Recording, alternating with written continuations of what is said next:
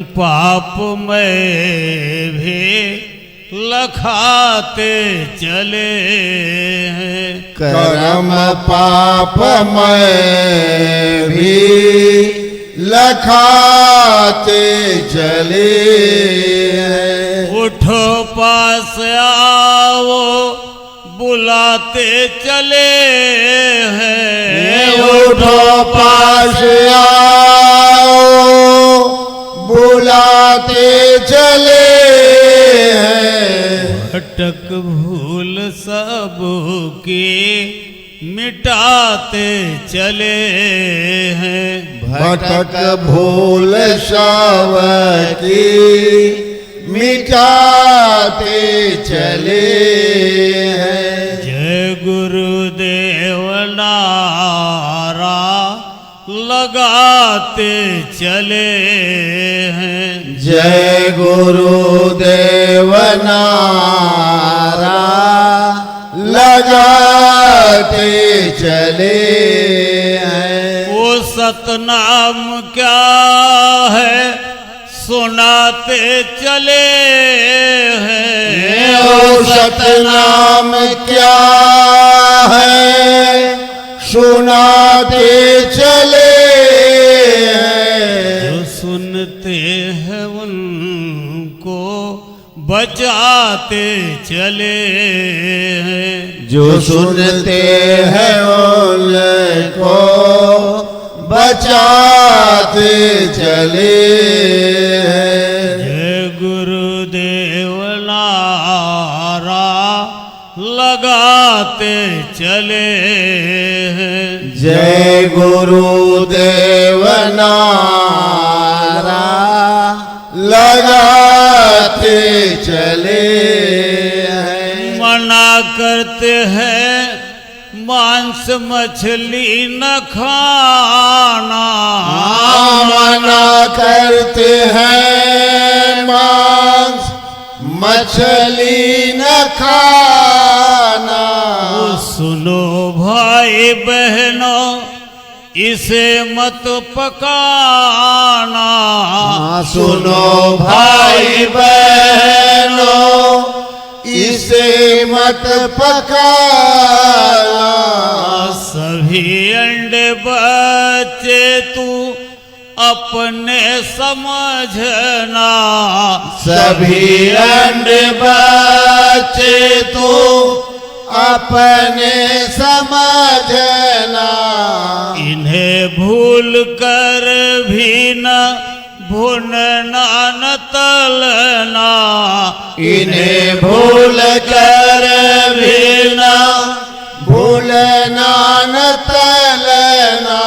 दया रूप मैया बुलाते चले हैं, दया रूप मैया बुलाते चले हैं। दया रूप मैया बुलाते चले हैं, दया रूप मैया बुलाते चले हैं। दुखी जन को बाबा जगाते चले हैं, दुखी जन को बाबा जगाते चले हैं। अगर चाहते तुम प्रभु को हो पाना, अगर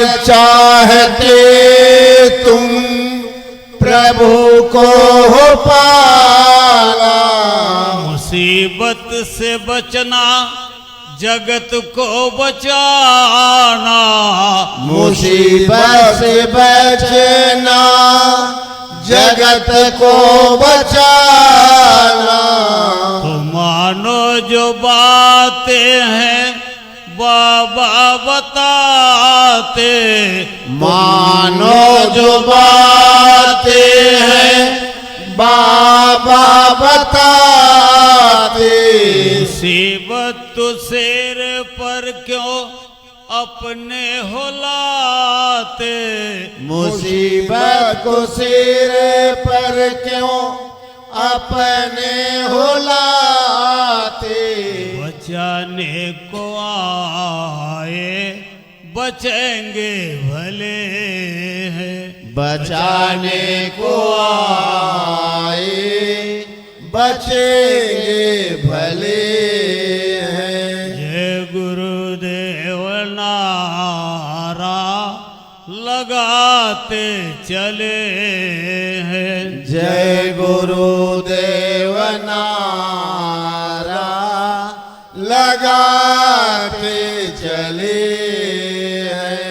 है गुरुवर के वारिस इन्हें आजमाओ, है गुरुवर के वारिस इन्हें आजमाओ, मिले नाम धन जो लगन से कमाओ, मिले नाम धन जो लगन से कमाओ, नशा नाम का अपने ऊपर चढ़ाओ, नशा नाम का अपने ऊपर चढ़ाओ, सिमट करके बाहर से भीतर को आओ, सिमट करके बाहर से भीतर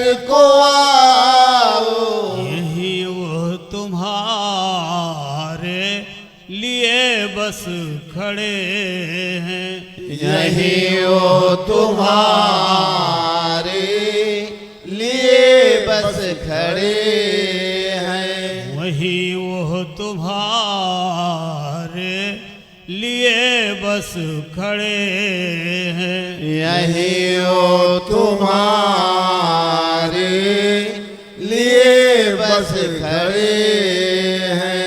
दुखी जन को बाबा जगाते चले हैं, दुखी जन को बाबा जगाते चले हैं।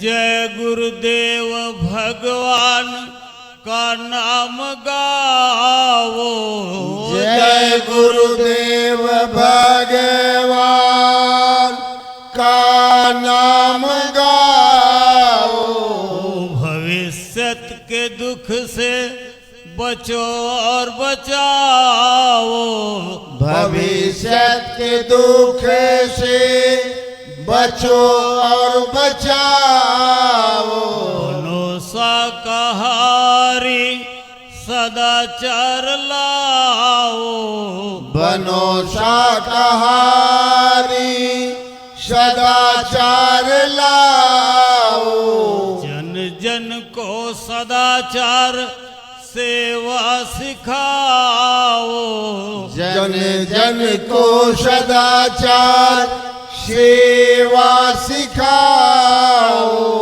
गुरु डूबते को सहारा मिले हैं, गुरु डूबते को सहारा मिले है, गुरु डूबते को किनारा मिले हैं, गुरु डूबते को किनारा मिले हैं। जय गुरुदेव नारा लगाते चले हैं, जय गुरुदेव नारा लगाते चले हैं। दुखी जन को बाबा जगाते चले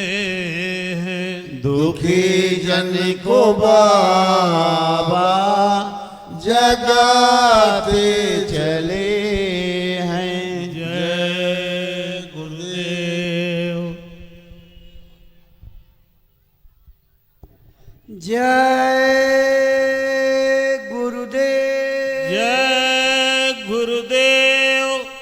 प्रतिष्ठित भाई बहनों, अभी आप प्रार्थना चेतावनी की पंक्तियां सुन रहे थे। गुरु डूबते को सहारा मिले हैं, गुरु डूबते को किनारा मिले हैं। भाई बहनों, ये कर्म प्रधान संसार है। कर्मों का विज्ञान बड़ा बारीक है, बुद्धि से समझने के बहुत परे है। कर्म के लेन देन से हमारे भगवान, हमारी अवतारी शक्तियां नहीं बच पाई, हम आप कैसे बचेंगे? आज सत्संग में पूज्य महाराज जी समझाएंगे। पूज्य महाराज जी का आगमन सत्संग मंच पर होने जा रहा है। आप सभी भाई बहन अपने स्थान पर खड़े होकर के पूज्य महाराज जी का स्वागत, अभिनंदन, वंदन कीजिए। वो आपका अभिवादन स्वीकार करेंगे। जब बैठने का इशारा कर देंगे बैठ जाइएगा। उनकी एक एक बातों को ध्यान दे करके एकाग्रचित्त होकर के सुनिएगा, अपने जीवन में उतारिएगा। निश्चित रूप से आपका भविष्य उज्जवल होगा।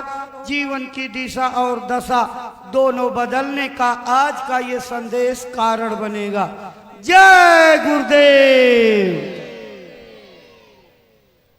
अपने गुरु महाराज के पावन चरण कमलों में श्रद्धा सुमन अर्पित करके दया, कृपा और संभाल की प्रार्थना करते पूज्य महाराज जी।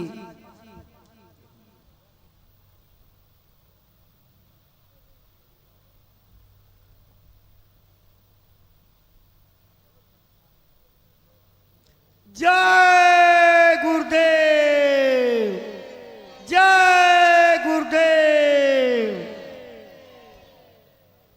अब आप सबको बैठने का संकेत हो गया है। आप अपने स्थान पर बैठ जाइए।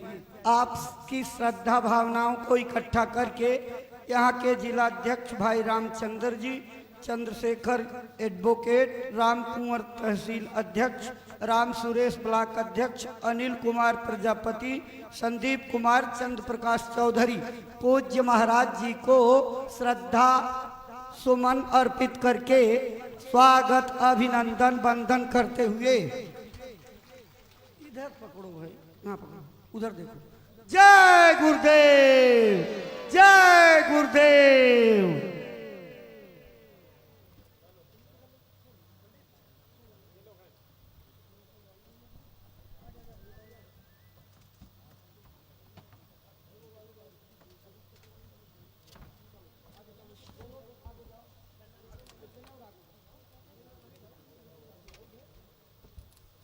स्थानीय संगत के प्रेमी पूज्य महाराज जी को माल्यार्पण करते हुए जय गुरुदेव।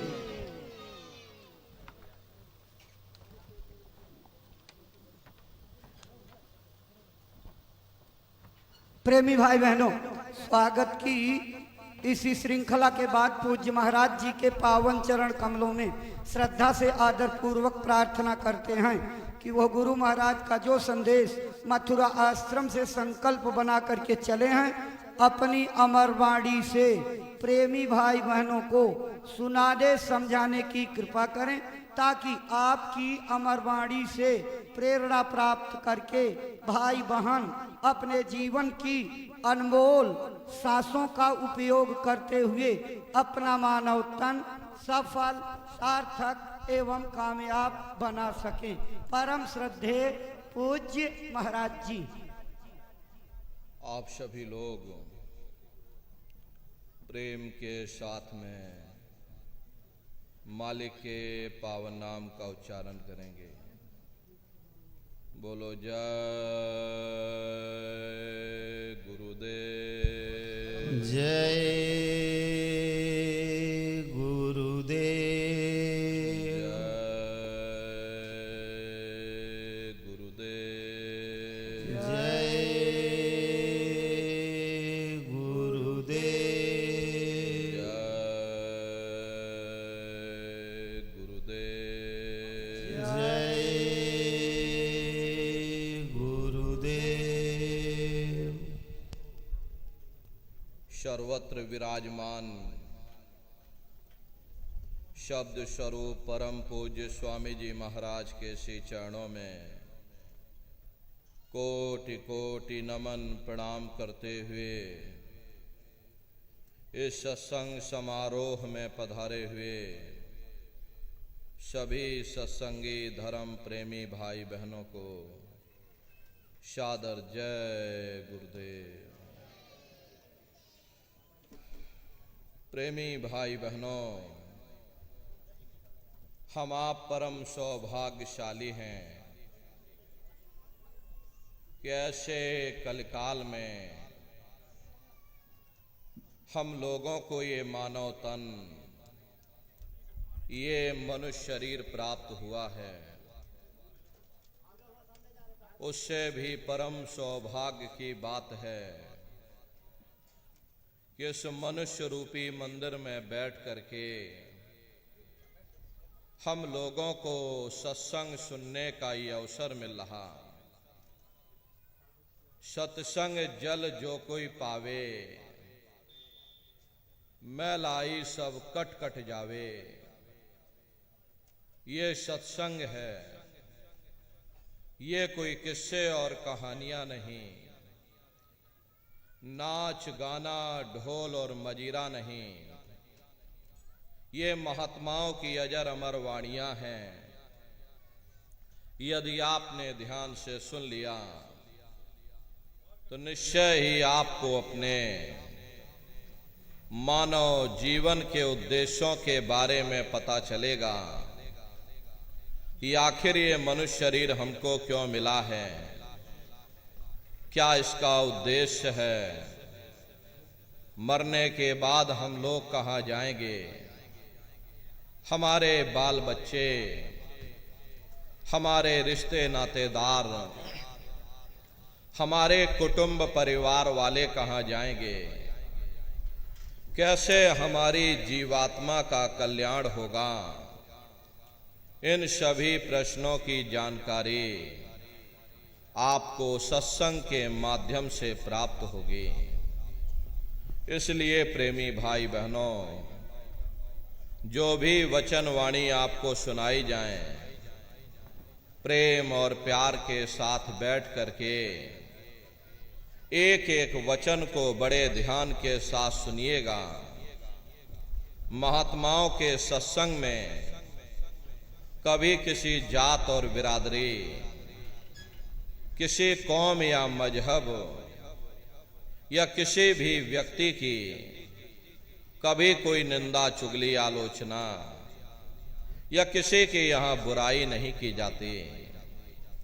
सत्संग कैसे जानिए, जित एक नाम वखान। सत्संग वह जगह है जहां केवल शब्द या नाम का प्रचार किया जाता, उस मालिक से मिलने का प्रेम और प्यार पैदा किया जाता। हम आप परम सौभाग्यशाली हैं, ये अवसर हम लोगों को मिला हुआ है। जो भी थोड़े बहुत वचन आपको सुनाए जाएं, बड़े ध्यान से एक एक वचन को आप लोग सुनिएगा और समझने की कोशिश करिएगा। हम भी ये प्रयास करेंगे कि आपको सरल से सरल भाषा में आप सभी को समझाया जा सके।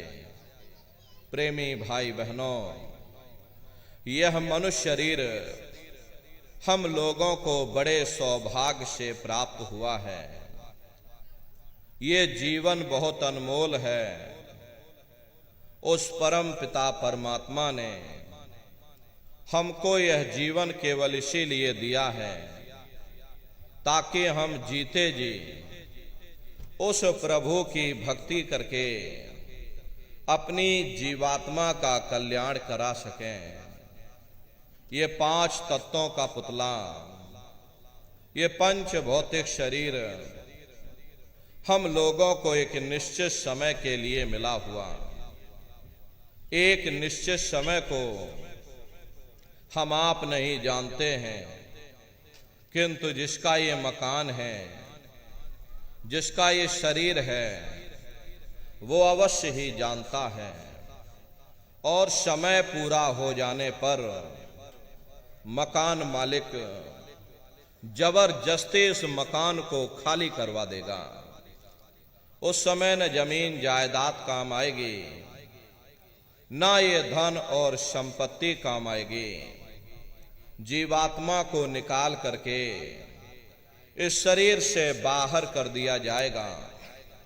ये शरीर हमारा आपका यहीं जमीन पर धड़ाम से गिर पड़ेगा, क्योंकि जीवात्मा के निकल जाने के बाद में ये शरीर सिर्फ एक माटी का पुतला है, उससे ज्यादा कुछ भी नहीं।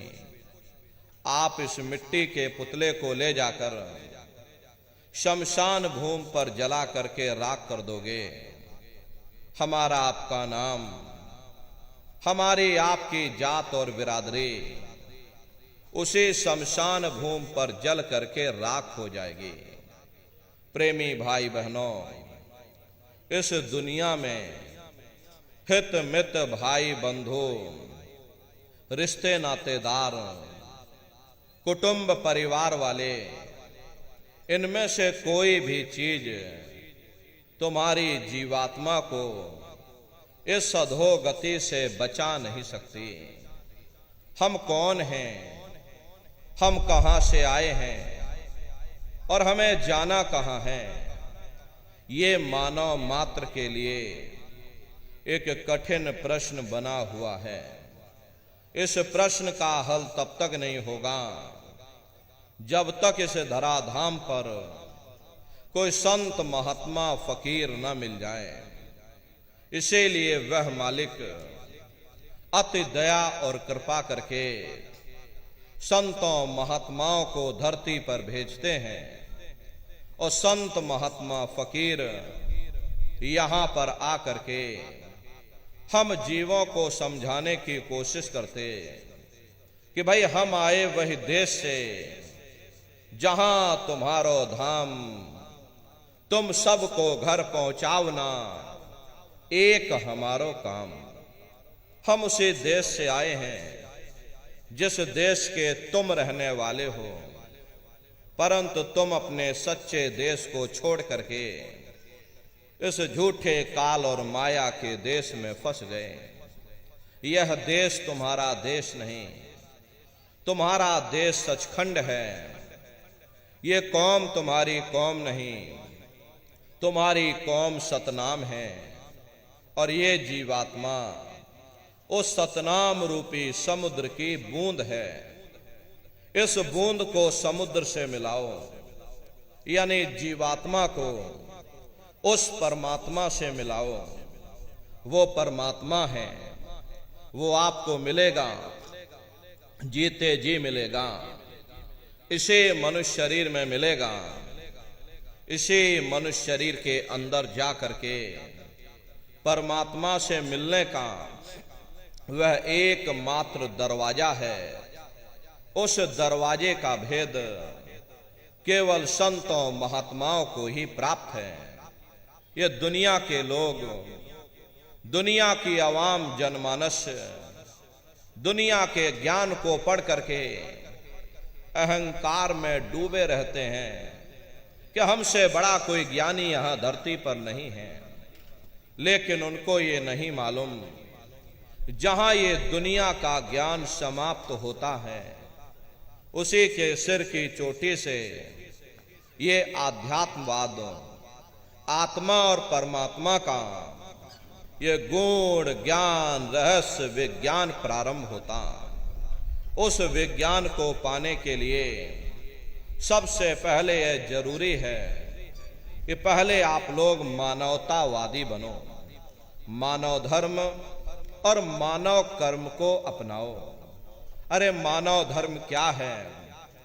इंसान इंसान के काम आवे, एक दूसरे की निस्वार्थ भाव से सेवा करे, सत्य, दया, अहिंसा, परोपकार आदि गुणों को अपने जीवन में उतार करके और किसी संत महात्मा की खोज करके उनके बताए हुए रास्तों पर चल करके उस मालिक की भक्ति करके अपनी जीवात्मा का कल्याण करा ले, यही इंसान का सबसे बड़ा मानव धर्म है। लेकिन आज इस कलिकाल में ये दुनिया की आवाम जनमानस इंद्रियों के भोग और वासनाओं में, शराबों और कबाबों में, मांस और मदिरा में सुख ढूंढने की कोशिश कर रही।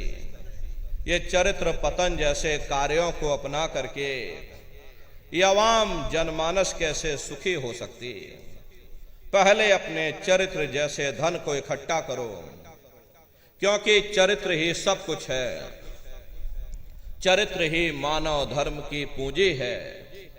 ये दुनिया भर के रगड़े झगड़े, पिता पुत्र में लड़ाई, आदमी औरत में लड़ाई, घर परिवार में लड़ाई, समाज में लड़ाई, जातियों में लड़ाई, मुल्क में लड़ाई, हरे नर नारियों, ये इंसानों का काम नहीं है, ये हैवानों का काम है।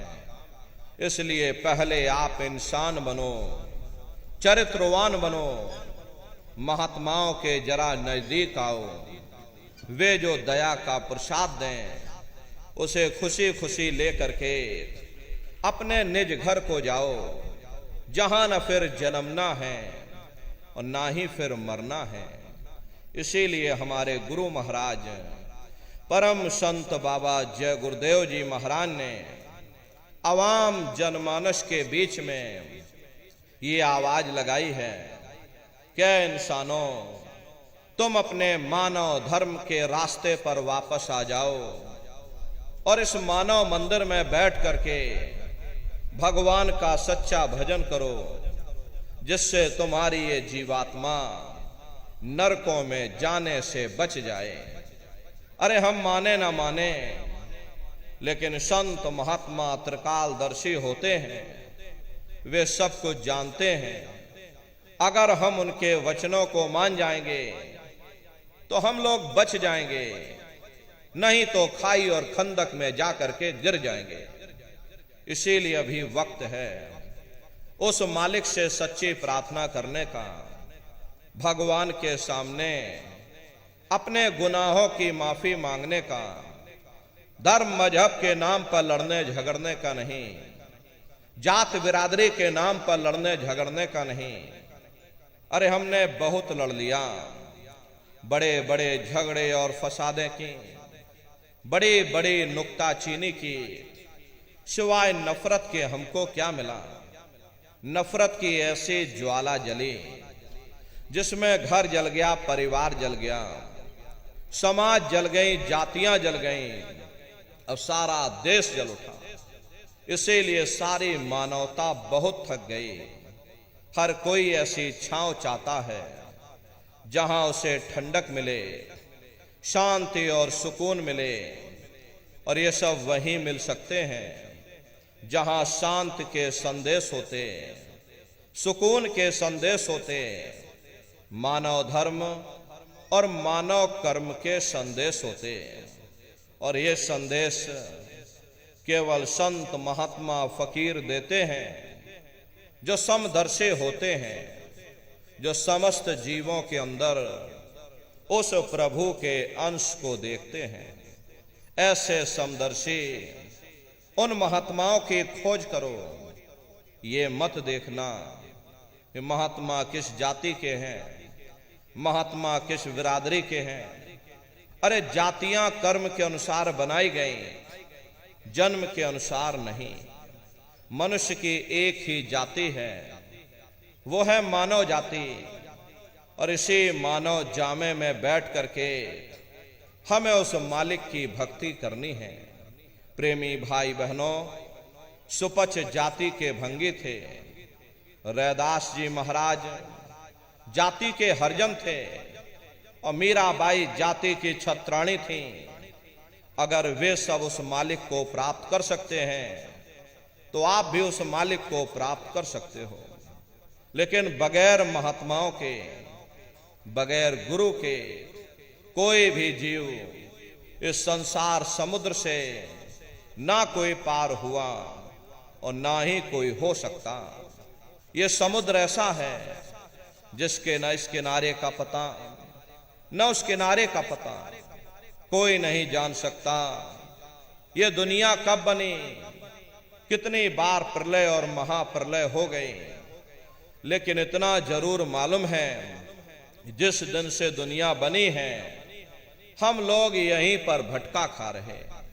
अगर इधर से हवा चली, नैया हमारी उधर चली गई, और कहीं उधर से हवा चल गई, हमारी नैया डगमगाते हुए इधर चली गई।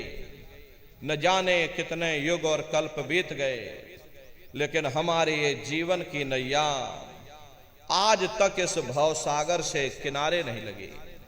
इसलिए न नारियों, सौभाग्य से वक्त का इतना बड़ा वरदान आपको मिला, ये मानव तन आपको मिल गया।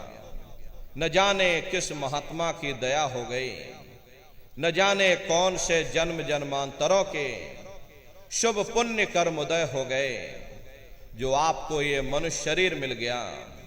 अरे अब की बार ये मौका तुमको मिल गया है, मिली नरदेह यह तुमको, और बनाओ काज कुछ अपना, पचो मत या इस जग में, जानियो रैन का सपना।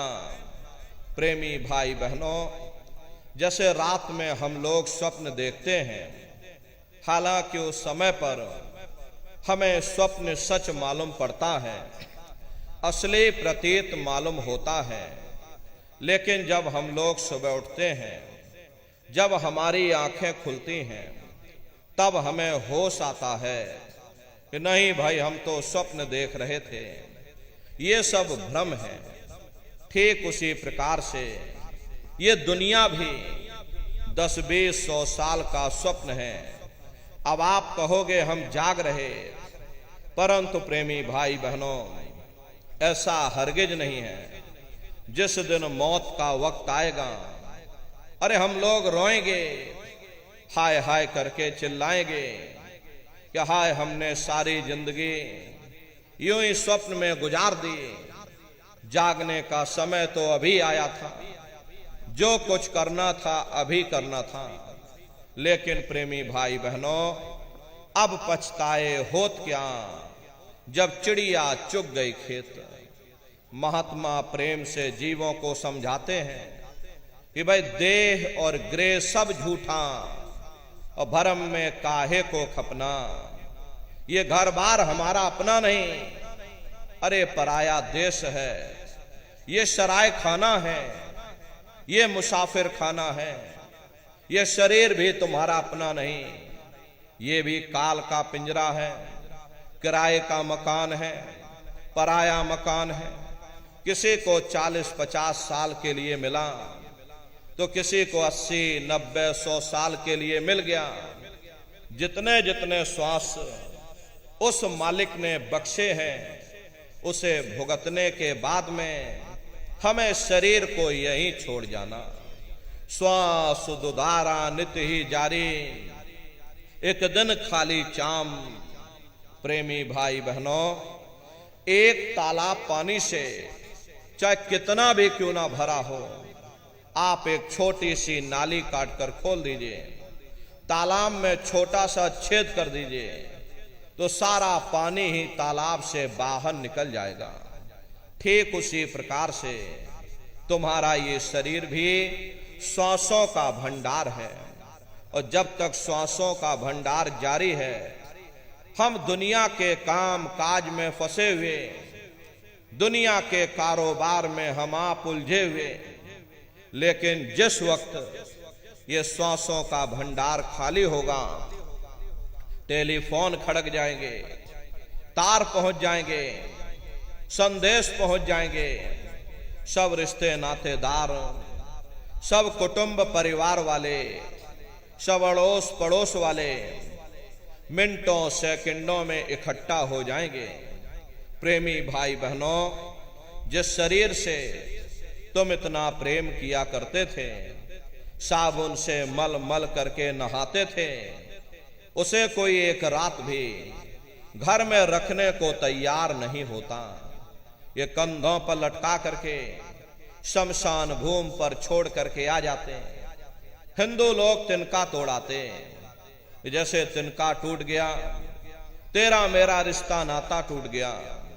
मुसलमान, सिख या ईसाई लोग खाक की मिट्टी कब्र में डाल देते हैं कि जो मेरे लिए खाक की मिट्टी है वह मेरे लिए तू है। मामूली कष्ट नहीं होता, मौत के समय में घनघोर पीड़ा होती है। जन्मत मरत दुसह दुख होई, सहजो बाई ने बयान किया है कि सहजो मौत आइया, अंग अंग दिया तोड़ और हिया जरे छाती फटे, उठे पीर घनघोर। गुरु महाराज सत्संग में फरमाते थे कि जैसे 1 लाख बिच्छू एक साथ मिल करके हमारे शरीर पर डंक मारे, उससे भी लाखों करोड़ों गुना ज्यादा मौत के समय में दर्द होता है। प्रेमी भाई बहनों, जब मृत्यु आती है तो किस तरह से प्राण निकलते हैं, प्राणों के निकलने की क्या प्रक्रिया होती है, पहले उसे आप अच्छी तरह से समझ लीजिए। सिमटत भास श्वास उठ जावे और प्राण पति जब सिमट समावे, उस समय हमारी ये श्वासें रुक जाती हैं, शरीर की चेतना नीचे से सिमटने लगती है। तो सबसे पहले गुदा चक्र टूटता है, क्योंकि गुदा चक्र में पृथ्वी का वास होता है। गुदा चक्र टूट करके ऊपर इंद्रिय चक्र में समा जाता, इंद्रिय चक्र में जल का वास होता, यानी जल ने पृथ्वी को घोल दिया। फिर जब इंद्रिय चक्र टूटेगा तो ऊपर नाभि चक्र में समा जाएगा। ये नाभि चक्र में अग्नि का वास होता, यानी अग्नि ने फिर जल को सुखा दिया। ये नीचे से सिमटाव होता है, नीचे से ऊपर की ओर सिमटाव होता, पैरों के तलवे से लेकर के ये सिर की चोटी तक सिमटाव होता। फिर जब ये नाभि चक्र टूटेगा तो ऊपर हृदय चक्र में समा जाएगा।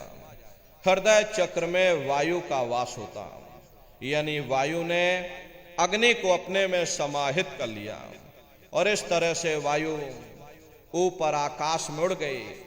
ये आंखों की पुतलियां ऊपर पलट जाती हैं, मुंह खुला का खुला रह जाता। अरे महात्मा समझाते हैं कि जब यह कर्म कला उपजावे और बुद्धि सुरत की यान दबावे, जब यह जीवात्मा पांचों तत्वों को लांग करके जल पृथ्वी अग्नि वायु आकाश पांचों तत्वों को लांग करके ऊपर आती है, तो काल दाढ़ में आन दवानी और जब ढरके नैनन से पानी, जब काल अपनी दाढ़ में दबाता है उस समय नेत्रों से पानी निकलता, इंद्रियां टूट टूट करके चकनाचूर हो जाते, सब नात रिश्तेदार खड़े रह जाएंगे, लगे टकटके दिखे न भाई, वाह समय को करे सहाय। उस समय मरने वाला टकटकी लगाकर देखता है कि कोई मेरी मदद कर दे, कोई मेरी सहायता कर दे, अरे कोई मुझे बचा ले। लेकिन प्रेमी भाई बहनों, सब नात रिश्तेदार खड़े रह जाते, भाई बंधु सब देखते रह जाते, डॉक्टर वैद्य हकीम सब आपको घेरे रह जाते, लेकिन उस समय आपको कोई बचा नहीं पाता।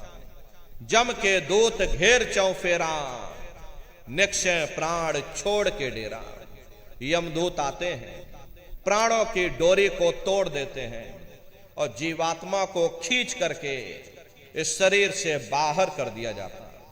जैसे जीवात्मा शरीर से अलग हुई, ये शरीर हमारा मिट्टी हो जाता और इस मिट्टी को ले जा करके तुम शमशान भूमि पर जला करके राख कर देते।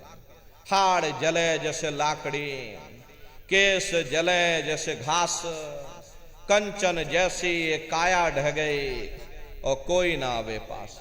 ये कहानी हमारी आपकी यहीं समाप्त हो गई। ये जात बिरादरी के रगड़े झगड़े, ये नाम, ये रुतबा, ये शानो शौकत, ये पद और प्रतिष्ठा, ये प्रधानी और ये कलेक्टरी, ये सब तुम्हारी यहीं समाप्त हो। लेकिन उधर देखो क्या होता, तुम्हारी जीवात्मा को ले जाकर के ऊपर धर्मराज की कचहरी में पेश कर दिया जाता। वहां पलक झपकते ही तुम्हारे अच्छे और बुरे कर्मों का हिसाब किताब हो जाता।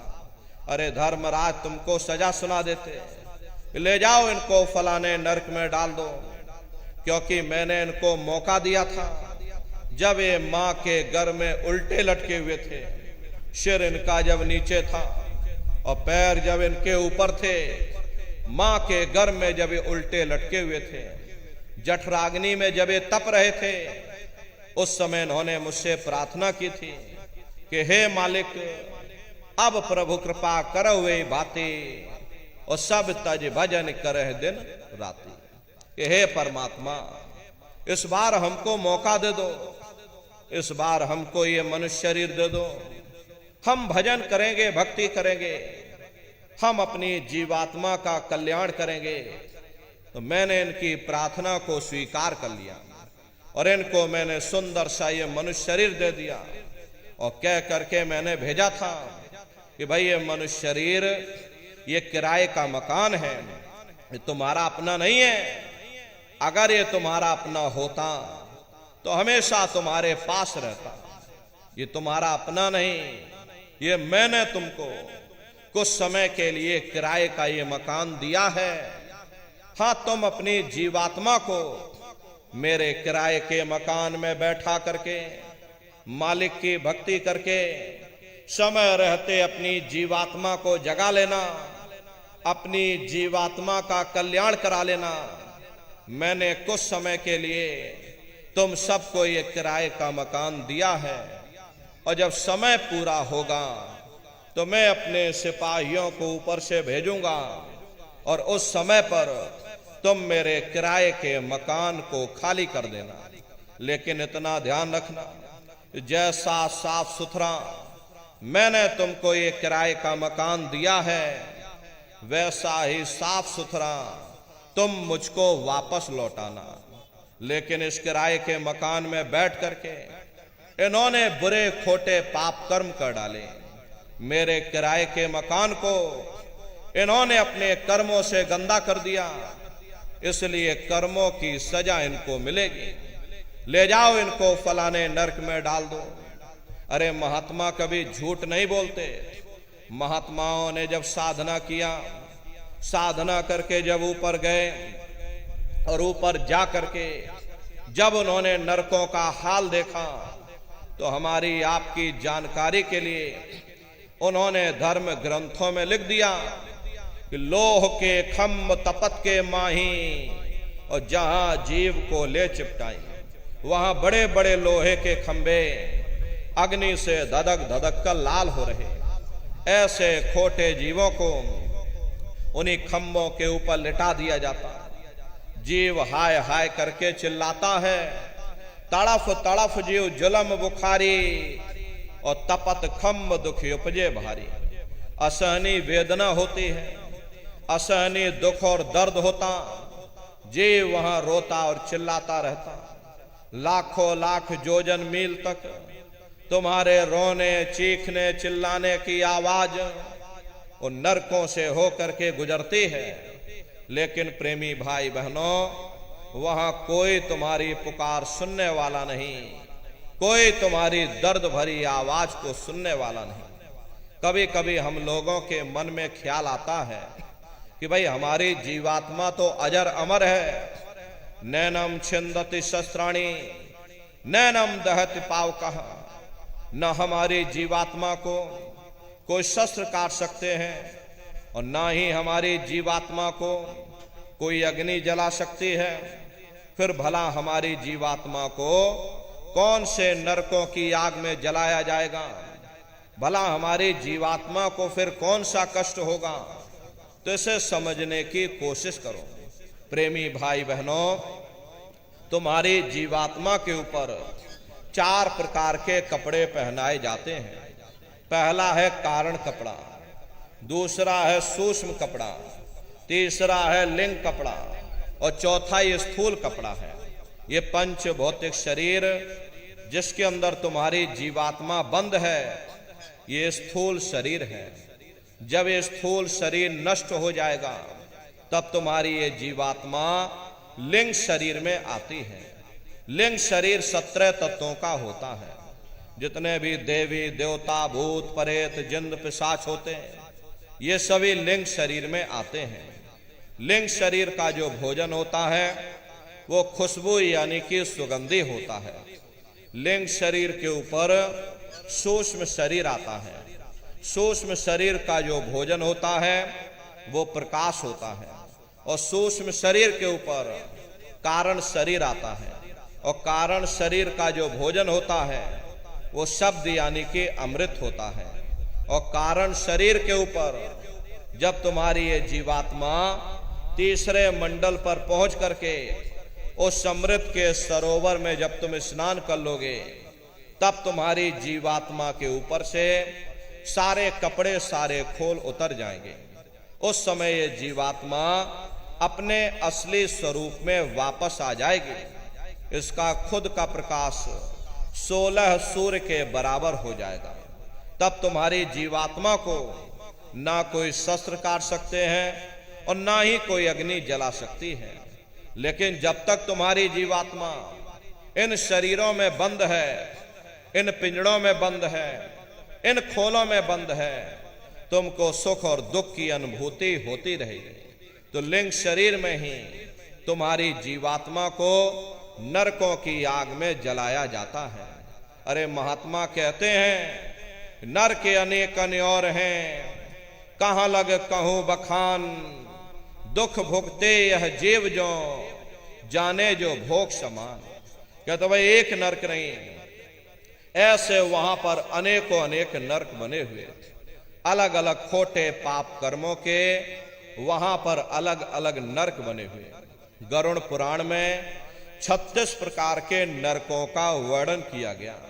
कुंभी नरक निदान है, पड़े जीव जग जाए, सिर समेत डूबा रहे और सदा नरक के माही। कुंभी कहते हैं घड़े के आकार का बड़ा विशाल नरक वहां बना, दुनिया भर का मवाद उसमें भरा, बड़ी भारी बदबू उसमें से आती, जीवों को ले जाकर उसी में डाल दिया जाता। कुंभी नरक कल्पलो वासा, मुख में नरक नाक में श्वासा। कल्पलो वासा यानी 1000 चौकड़ी युग का एक कल्प होता है, और कल्पलो वासा यानी युगों युगों तक ये जीव नरकों की सजा को भोगता रहता। और नरकों की सजा भोगने के बाद में इन्हीं जीवों को सीधे मनुष्य शरीर दोबारा नहीं दिया जाता, बल्कि ले जाकर के 4 खान 84 लाख योनियों में डाल दिया जाता। जैसे बच्चा होता है, अब बच्चा पहले कक्षा 1 पास करेगा, फिर कक्षा 2 में जाएगा। ऐसे ही प्रेमी भाई बहनों, वहां पर भी पूरा चैनल बना हुआ। नरकों की सजा भोगने के बाद में इन्हीं जीवों को 4 खान 84 लाख योनियों में डाल दिया जाता। ये 4 खान 84 लाख योनियां ये कोई मामूली योनियां नहीं होती। 4 खान का मतलब होता है अंडज पिंडज उपमज स्थावर, ये 4 खाने होती हैं। पहली श्रेणी तो इन पेड़ पौधों की आती है जिनके अंदर पानी का तत्व मौजूद होता है। कभी ये भी मनुष्य हुआ करते थे, लेकिन आज अपने कर्मों का ये भोग पा रहे, एक जगह पर पेड़ बनके खड़े हुए। दूसरी श्रेणी कीड़े मकोड़ों की आती है जिनके अंदर पृथ्वी और अग्नि का तत्व मौजूद होता है। तीसरी श्रेणी पंछियों की आती, चौथी चौपाए जानवरों की आती, और 5वीं स्वयं इंसानों की आती है जिसके अंदर 5 तत्व जल पृथ्वी अग्नि वायु आकाश 5 तत्व मौजूद होते हैं। प्रेमी भाई बहनों, ये 4 खाने हैं, इनकी अलग अलग कुल 84 लाख योनियां होती हैं। अब आप पेड़ पौधों को देखिए तो आम का पेड़ अलग है, नीम का पेड़ अलग है, पीपल का पेड़ अलग है। ऐसे ही अलग अलग प्रजातियों के कीड़े मकोड़े, अलग अलग प्रजातियों के पशु और पंछी, कुल मिलाकर 84 लाख योनियां हैं। हम दुनिया के जीव नरकों की सजा भोगने के बाद में इन्हीं 84 लाख योनियों में डाल दिए जाते हैं। अरे मामूली कष्ट नहीं होता। हमको आपको देखो गर्मी लग गई तो हम लोग छाया में आ गए, सर्दी लग गई कंबल रजाई ओढ़ लिया, भूख लग गई भोजन कर लिया, बीमार हो गए अस्पतालों में चले गए, अपना अपना इलाज करवा लिया। लेकिन देखो उन जानवरों को, क्या गर्मी, क्या सर्दी और क्या बरसात, एक एक रोटी के टुकड़े के लिए बेचारे दर बदर रोड पर भटकते रहते। किसी का हाथ कट गया, किसी का पैर कट गया, किसी को आपने जीते जी काट डाला, मुर्गी की पकड़ करके गर्दन ही घुमा डाली। अरे उनको भी दर्द होता है, उनको भी तकलीफ होती है, लेकिन वे बेचारे बेजुबान हैं, कुछ बोल नहीं पाते, कुछ बता नहीं पाते। हम लोगों के अंदर ये जुबान है, हम लोग बोल बता देते हैं, वे सिर्फ रोते और चिल्लाते रहते। अरे कौन उनकी पुकार सुनने वाला, कौन उनकी दर्द भरी आवाज को सुनने वाला, कौन सी अदालत में जाकर के वे बेचारे दरवाजा खटखटाएं, या कौन मजिस्ट्रेट उनकी फरियाद को सुनेगा। प्रेमी भाई बहनों, कोई सुनने वाला नहीं है। कई जन्म भय कीट पतंगा और कई जन्म भय मीन कुरंगा, कई जन्म पंखी सर्प होयो, कई जन्म है वर वृक्ष जोयो, मिल जगदीश मिलन की वरिया, चिरंकार यह देश सजरिया। करोड़ों करोड़ युगों से हम आप नरकों की सजा भोगने के बाद में फिर कभी कीड़े पतंगों की योनि में डाल दिए जाते, कभी पेड़ पौधों की योनि में डाल दिए जाते, तो कभी हम लोगों को अपने अपने कर्मानुसार पशु और पंछियों की योनि में डाल दिया जाता है। प्रेमी भाई बहनों, 84 लाख योनियों की सबसे जो आखिरी योनि होती है वो गाय और बैल की योनि होती है। अरे गाय स्त्री का रूप लेती है और बैल पुरुष का रूप लेते हैं। ये 84 लाख योनियों की सबसे आखिरी योनि यानी कि अंतिम पायदान होता है। उसके बाद तब जाकर के हम लोगों को दोबारा फिर से मनुष्य शरीर प्राप्त होता। इसीलिए कहा गया है कि बड़े भाग्य मानुष तन पाया, कोट जन्म जब भटका खाया। कोटान कोट जन्म जन्मांतरों तक अलग अलग योनियों में भटकने के बाद में तब बड़े सौभाग्य से तुम लोगों को ये मनुष्य शरीर प्राप्त हुआ है। लेकिन बड़े अफसोस की बात है कि जैसे किसी को हीरा मिल गया, उसे हीरे की परख नहीं, उसने हीरे को ले जाकर गधे के गले में बांध दिया।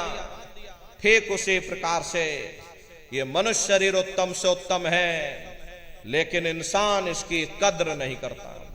खाने पीने ऐशोइशरत में, मोह ममता में अपने कीमती समय को और श्वासों की पूंजी को बर्बाद कर देता। रात गवायो सोए के और दिवस गवायो खाए, हीरा जन्म अमोल था कौड़ी बदले जाए।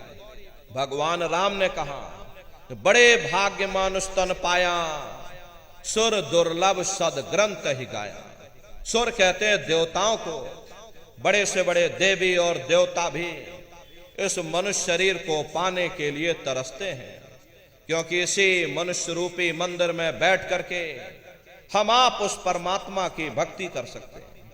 इसीलिए संतों महात्माओं ने इस पंच भौतिक शरीर को सच्चा हरि मंदिर कहकर याद किया कि हरि मंदिर यह शरीर है, ज्ञान रतन प्रकट होए, ये असली हरि मंदिर है। जब भी वो परमात्मा मिलेगा इसी हरि मंदिर के अंदर मिलेगा। इसी पंच भौतिक शरीर को ईसा मसीह साहब ने टेम्पल ऑफ लिविंग गॉड यानी जिंदा ईश्वर का मंदिर कहा। इसी पंच भौतिक शरीर को मुसलमान फकीरों ने कुदरती काबा कहकर याद किया। इसी पंच भौतिक शरीर को गुरु नानक साहब ने नर नारायणी देह कहकर याद किया। ये वो देह है जिसमें नारायण स्वयं विराजमान है। अरे वो नारायण जब भी मिलेंगे तुम्हें तुम्हारे अंदर मिलेंगे। यही कबीर साहब ने लिखा है, जो तिल माही तेल है, जो चकमक में आग, तेरा साईं तुझ में, और जाग सके तो जाग। जैसे तिल में तेल होता है, पत्थर में अग्नि होती है, ठीक उसी तरह से वो मालिक हर एक के घट घट में, हर एक के वजूद के अंदर बैठा हुआ। यही महात्माओं ने कहा कि कस्तूरी कुंडल बसे, मृग धूड़े बन माही, ऐसे घट घट राम हैं दुनिया देखे नहीं। जैसे हिरन कस्तूरी की खुशबू को बाहर जंगलों में ढूंढता फिरता, हालांकि वो खुशबू उसके नाभि से हो करके आती है, वही हाल हम जीवों का है। हम दुनिया के जीव भी उस परमात्मा की खोज बाहर इस जड़ संसार में कर रहे हैं, लेकिन महात्मा कहते हैं कि भाई मोकू कहां ढूंढे रे बंदे, अरे मैं तो तेरे पास में, ना तीरथ में ना मूरत में, मैं तो हूं विश्वास में। ना मैं तीरथ में मिलूंगा, ना मैं मूरत में मिलूंगा, ना मैं अन्य किसी कर्म कांड में मिलूंगा, ना मैं ग्रंथों में मिलूंगा, ना मैं पोथियों में मिलूंगा, ना ही मैं इन किताबों में मिलूंगा। चाहे सारी उम्र बैठ करके तुम किताबें पढ़ते रहो, रात दिन ढोलक मजीरा बजा बजा करके उन चौपाइयों को तुम रटते रहो, अरे मैं जब भी मिलूंगा तो मैं तुम्हारे अंदर मिलूंगा। प्रेमी भाई बहनों, यही महात्माओं ने कहा। बड़ी सीधी सी बात है, आप अपनी बुद्धि से विचार करके देखिएगा कि अगर सारी उम्र खाना बनाने की किताब पढ़ते रहोगे कि भाई खाना ऐसे बनता है और खाना वैसे बनता है, और खाने में नमक डाला जाता है, और खाने में तेल डाला जाता है, और खाने में हल्दी डाली जाती है, और खाने में जीरा डाला जाता है, तो कभी तुम्हारा पेट नहीं भर सकता। जब तक आप खाना बनाओगे नहीं, उसे स्वयं खाओगे नहीं, कभी तुम्हारा पेट नहीं भर सकता। अरे हम वेदों की निंदा नहीं करते, हम ग्रंथों की निंदा नहीं करते, हम गीता कुरान और बाइबल की निंदा नहीं करते। वेद शास्त्र गीता कुरान बाइबल जितने भी हमारे धर्म ग्रंथ हैं, चिल्ला चिल्ला करके सब यही कह रहे हैं कि भाई मनुष्य के अंदर अंड खंड ब्रह्मांड है, स्वयं वो परमात्मा तुम्हारे अंदर बैठा है। चलो अंदर चलो, अंदर चल करके उस परमात्मा का दर्शन दीदार करो, तभी तुम सच्चा सुख और सच्ची शांति प्राप्त कर सकते। वरना इस नाशवान जगत में न कभी किसी को सुख मिला और ना ही भविष्य में कभी मिल सकता। ये जो कुछ थोड़े बहुत सुख नजर आते हैं, ये क्षणिक हैं, और क्षणिक चीजों का सुख और आराम केवल क्षणिक ही होता है। जितना इसके आने में हमें खुशी महसूस होती, उतना इसके जाने में भी हमें दुख भी महसूस होता है।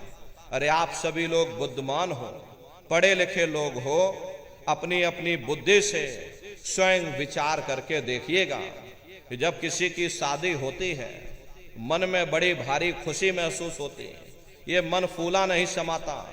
लेकिन यदि शादी के बाद उसी साथी के साथ कोई अनबन हो जाए, मन मुटाव या झगड़ा हो जावे, तो मन में फिर भय पैदा हो जाता कि कहीं साथी हमारा बेकार ना निकल जाए, शराबी कबाबी ज्वारी ना बन जाए, हमें छोड़ करके चला ना जाए। दुनिया भर की चिंताएं मन में समा जाती, चिंता चिता समान। चिंता से बढ़ करके दुनिया में कोई दूसरा रोग नहीं। सो इस चिंता के कारण फिर हम लोग दुखी हो जाते हैं, फिर हम बाल बच्चों में सुख ढूंढते हैं। जब बाल बच्चे पैदा होते, मन में बड़ी भारी खुशी महसूस होती है। अड़ोस पड़ोस वालों को बुला बुला करके लड्डू पूड़ी पकवान बना बना करके खिलाते हैं, ढोलक मजीरा बजा बजा करके नाचते हैं। लेकिन अगर वही औलाद बड़े होकर के नालायक निकल जाए, माँ बाप का कहना ना माने, उनका आदर सत्कार न करे, शराबी कबाबी ज्वारी न बन जाए, तो फिर वही औलाद हमारे लिए दुख का कारण बन जाते हैं। फिर हम हुकूमत के नशे में, राजनीति में सुख ढूंढते हैं। जिस वक्त लोग हमारी वाह वाह करते, गले में लंबी चौड़ी फूलों की मालाएं डालते, ये मन हमारा फूला नहीं समाता। लेकिन उन नेताओं का भी इतिहास हमारी आंखों के सामने है। जिस वक्त लोग उन्हें गोलियों का शिकार बना देते, पकड़ करके उन्हें जेल खाने में डाल देते, अखबारों में उनकी मट्टियां पलित कर देते, वही हुकूमत हमारे लिए फिर दुख का कारण बन जाती है। फिर हम इंद्रियों के भोग वासनाओं में, शराबों कबाबों में सुख ढूंढते हैं। लेकिन जिस वक्त बीमारियों का हिसाब हमें अपने जिस्म पर देना पड़ता, तब हमें होश आता है यह सुख का कारण है, यह दुख का कारण है। इसीलिए महात्मा कहते हैं कि भाई आप इस नासवान जगत में नासवान क्षणिक पदार्थों से कभी सुख हासिल नहीं कर सकते हो, कभी शांति प्राप्त नहीं कर सकते। यही गुरु नानक साहब ने कहा, नानक दुखिया सब संसार, दुनिया का हर एक जीव अपनी अपनी जगह है, दुख और मुसीबतों से भरा हुआ है। यही सहजोबाई ने कहा, धनवंते सब ही दुखी, निर्धन है धन रूप, साध सुखी सहजो कहे, और पायो भेद अनूप। जिसके पास धन दौलत, जो राजा महाराजा, जो सेठ साहूकार, वे सब के सब दुखी हैं। उनको किस चीज का दुख है? बड़े बड़े जो देश हैं लोग, तिनको व्यापे चिंता रोग। ये जो चिंता रोग है उन्हें अंदर से खाए जा रहे, सो इस चिंता के कारण बेचारे दुखी बने रहते हैं। और जिनको रोटी कपड़े मकान की फिक्र लगी, उन बेचारे गरीबों को दुखी होना ही होना। प्रेमी भाई बहनों, एक बार हमारे गुरु महाराज कलकत्ता में एक बहुत विशाल पार्क बना हुआ, विक्टोरिया पार्क के नाम से, गुरु महाराज उसी बगिया में बैठे हुए थे। बगल से दो सेठ आए और दोनों सेठ गुरु महाराज के बगल में आकर बैठ गए। सामने देखा तो एक माली घास काट रहा था, और घास काटते काटते माली को नींद आ गई और वह घास के ऊपर सो गया। अब दोनों सेठ आपस में बातचीत करने लगे, देखो उस माली को, हमसे ज्यादा सुखी तो वो माली है, कम से कम उसे नींद तो आ रही, हम लोगों को नींद तक नहीं आती। नींद की गोलियां खा खा करके सोना पड़ता। गुरु महाराज उन सेठों की बात सुन रहे थे। गुरु महाराज बोले कि अरे भाई सेठ जी, तुमने अपने आप क्यों फैसला कर लिया? जाओ पहले माली से पूछ करके आओ, क्या वो सुखी है या नहीं है। गुरु महाराज की बात को मान करके दोनों सेठ माली के पास गए और जगा करके पूछा कि भाई हमारे सवाल का जवाब दे दो, क्या तुम सुखी हो या नहीं हो? तो माली बोला, अरे बाबूजी, हम कहां सुखी हैं? सुखी तो देखो महलों में जो रह रहे, ऊंची ऊंची इमारतों में जो रह रहे, एयर कंडीशन में जो लोग रह रहे, वे लोग सुखी हैं। हम कहां सुखी हैं? गुरु महाराज उसकी बातों को सुनकर हंसने लगे। गुरु महाराज बोले कि देखो ये सेठ कह रहा कि माली सुखी है, और माली कह रहा सेठ सुखी है, और वास्तविकता यही है, यहां कोई सुखी नहीं। ना सुख विद्या के पढ़े और ना सुख वाद विवाद, साध सुखी सहजो कहे, जो लागे सुन्न समाद। न आलिम फाजिम सुखी है, न गुड़ी ज्ञानी सुखी है, न बड़े बड़े विद्वान सुखी। सुखी वही है जिसने दुनिया में से अपने मन को निकाल करके मालिक के चरणों में लगाया हुआ। इसीलिए महात्मा कहते हैं कि भाई आप इस नासवान जगत में नासवान क्षणिक पदार्थों से कभी सुख हासिल नहीं कर सकते हो, कभी शांति प्राप्त नहीं कर सकते।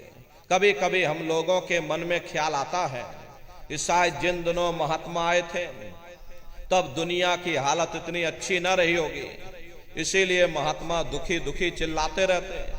अब हमने 100 सालों के अंदर इतनी तरक्की कर ली, 100 सालों के अंदर हमने इतना विकास कर लिया। पहले हम झोपड़ियों में रहा करते थे या एक आध कोठरियों में पूरा परिवार रहा करता था। इसी तरह से खेती बाड़ी भी लोग हाथों से बैलों से किया करते थे। 15-20 मील के अंदर हमारी सारी दुनिया थी, हम उसी में गुजारा करके मर जाते थे। लेकिन अब हमने 100 सालों के अंदर इतनी तरक्की कर ली, बड़ी बड़ी कोठियां बनवा ली, खेती बाड़ी के लिए बड़े बड़े ट्रैक्टर आ गए, नई नई दवाइयां, कीटनाशक दवाइयां आ गई, तरह तरह के उपकरण आ गए, बीमारी दूर करने के लिए बड़े बड़े अस्पताल बन गए, बड़े बड़े डॉक्टर आ गए।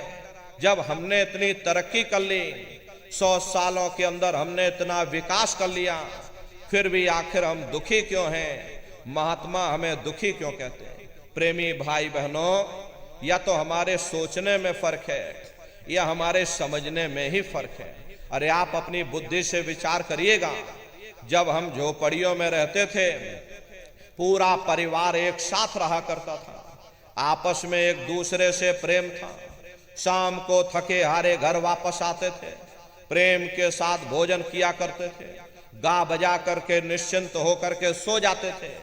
लेकिन जब हमने इतनी तरक्की कर ली, हमने इतना विकास कर लिया, बड़े बड़े बिल्डिंगें बनवा ली, उनमें एयर कंडीशन भी लगवा लिया, 9-9 इंच के गद्दे भी डलवा लिए, फिर भी हमको नींद नहीं आती, नींद की गोलियां खा खा करके सोना पड़ता। पहले गांव में कोई मामूली वैद्य हकीम हुआ करता था, लेकिन इलाज सबका जरूर हो जाता था।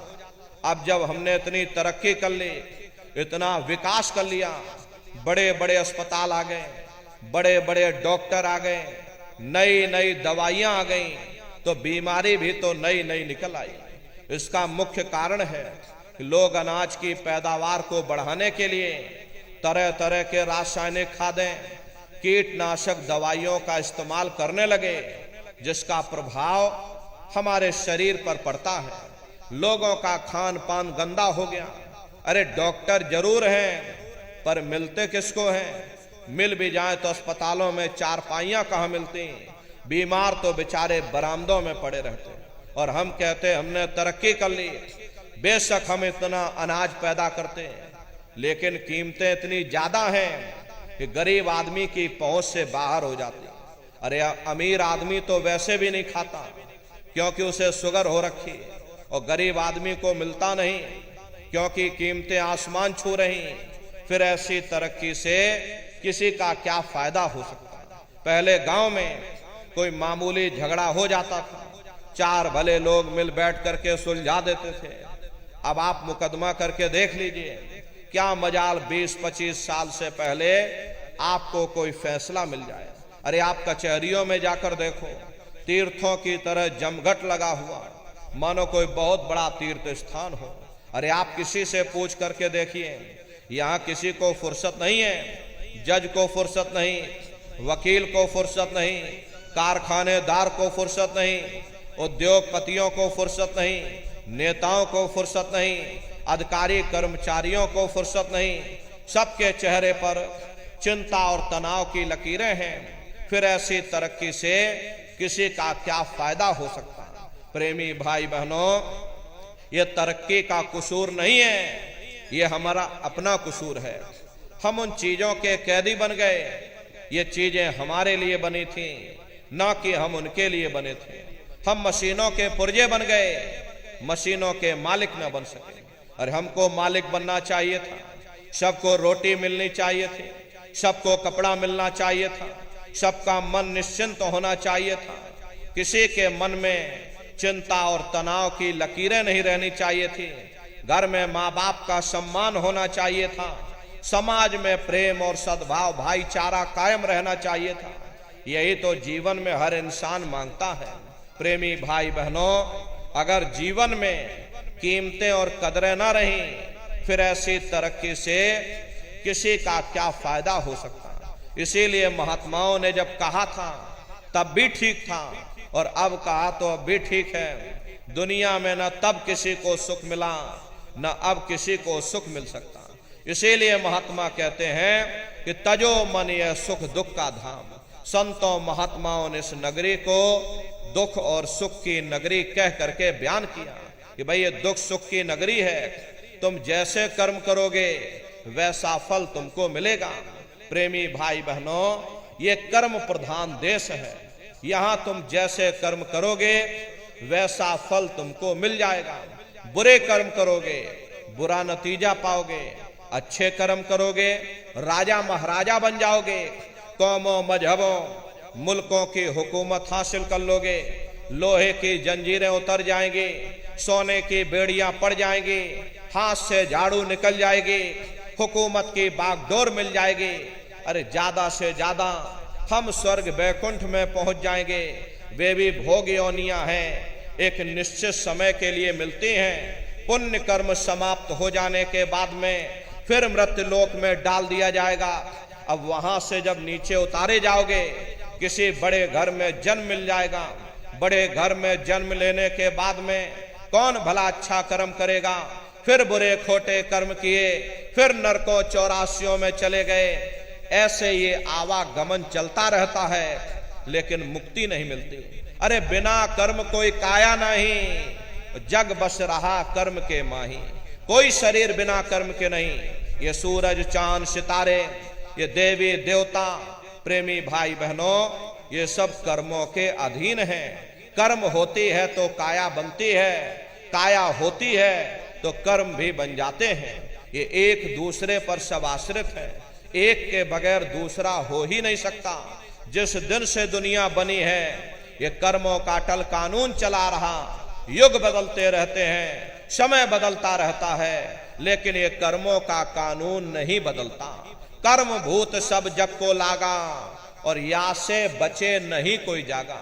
कर्मों का ये भूत सारे संसार के जीवों को लगा हुआ। कोई ऐसी जगह नहीं जहां कर्म ना हो।